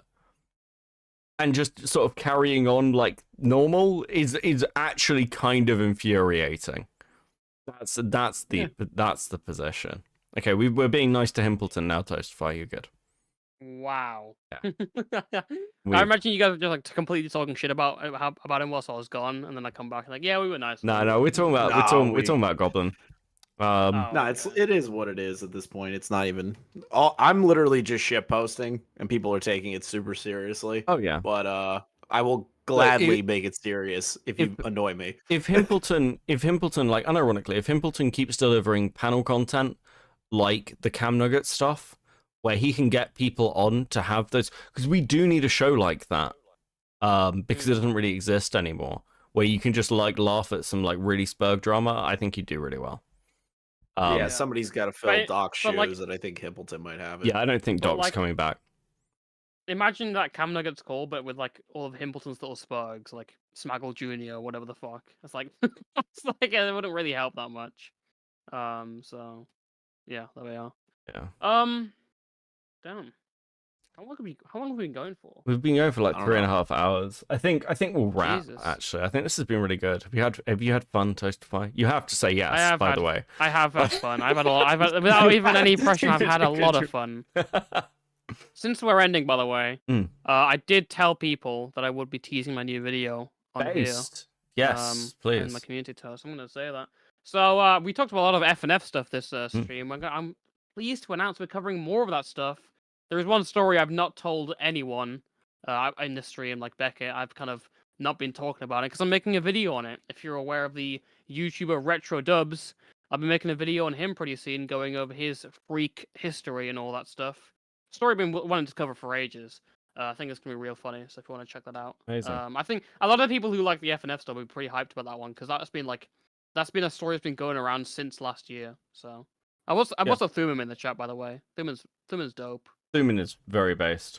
We all love Thuman. But yeah, we'll do like when it comes out. If you want to, like, depending on what it is, because I don't fucking know. If you want to come on and like talk about some of it and the after as well, that'd be interesting. And it's been really nice to finally get you on and talk about shit. Thank you, man. It's been great to send you all the horrific lore that I've had to sift through for the last. Well, listen, the Sean stuff even got me. I'll be honest. I'm just like, wait, what? Like, fuck, that's an achievement. Okay, Yeah, absolutely. right, Chris. Final thoughts. Toastify is gay. He makes really bad videos. Fuck you, fucking Chris. Yeah. Can't win this We're economy. so close to a queen. So okay, cool. I'll talk to you guys after. I'll just do wrap up. Cool. All right, Dubs, Peace. Thank you guys. Bye. Oh, ladies and gentlemen, thank you so much for tuning in. You are still streaming. I went to dinner with my wife, saw a movie, and came back home. Listen, we streamed for 7 hours MLS. Like, you can't say that. We did like 7 hours the other night. Holy shit. Shutting up and moving on is often the smartest move. Yeah, it is.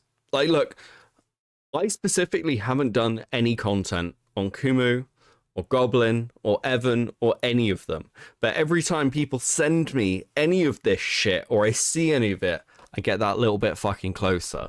And like with the Wick stream last night, eventually people do something where I'm like, this is funny enough that it'll tip me over the edge that I'll talk about your Spurg shit. That's kind of how I work. I think that's a sensible way to work. It's not about having a narrative or any shit like that. It's just like occasionally I'm like, well, this is fucking ridiculous. Thank you guys so much for your support. Like and subscribe. Thank you for the memberships. Let me just double check fan funding and make sure I haven't missed anything. I don't think I have. But I do appreciate all super chats, all everything like that. I think I got everyone.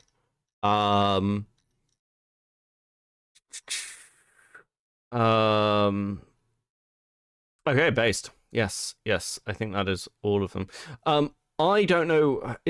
Are there people still live? Are there people live that I can send you to? Who's live? Who's doing something? Okay. Fucking Queeman's live. Tommy's live. No, Tommy's not live anymore. Lolcow. Or he's not. I guess we're sending you to Queeman then. Queeman's got a cam on. Queeman's on camera, and finally. Every time Queeman goes on cam, he like changes his background, and like it really messes with me. I'm like, dude, just are you like just doing set updates every now and again? I don't understand why. But he's a good lad. Go say hi to Queeman for me. I will be back at some point. I'm really busy next week. But fuck, did my camera just like fucking die on me randomly? Is that my camera doing that? Hold on a sec. Where the? Yeah, it is. Will do. That's a terrible fucking. I look psychotic. I look psychotic on that pause. There we go. Fucking hell. Like, fantastic. Awesome. I paused Andy'd myself. Sorry for coming in late. Pudgingly, you're all good. Watch it on the rewind. There'll be a message for you here at the end. This has been really fun. It's nice to have Toastify on. There we go. Fuck it. Okay. I'll send you to Queeman. Have a good night. I will be back before too long to do the look of a man absorbing too much lore. So true. I will be back before too long to do some more stuff. I don't know. There might be an NR stream at some point. We'll do that. We'll chill out. Other than that, have a great weekend. If I don't do a stream then, I'm going to shut the fuck up now. Go to Queeman. Peace. Later.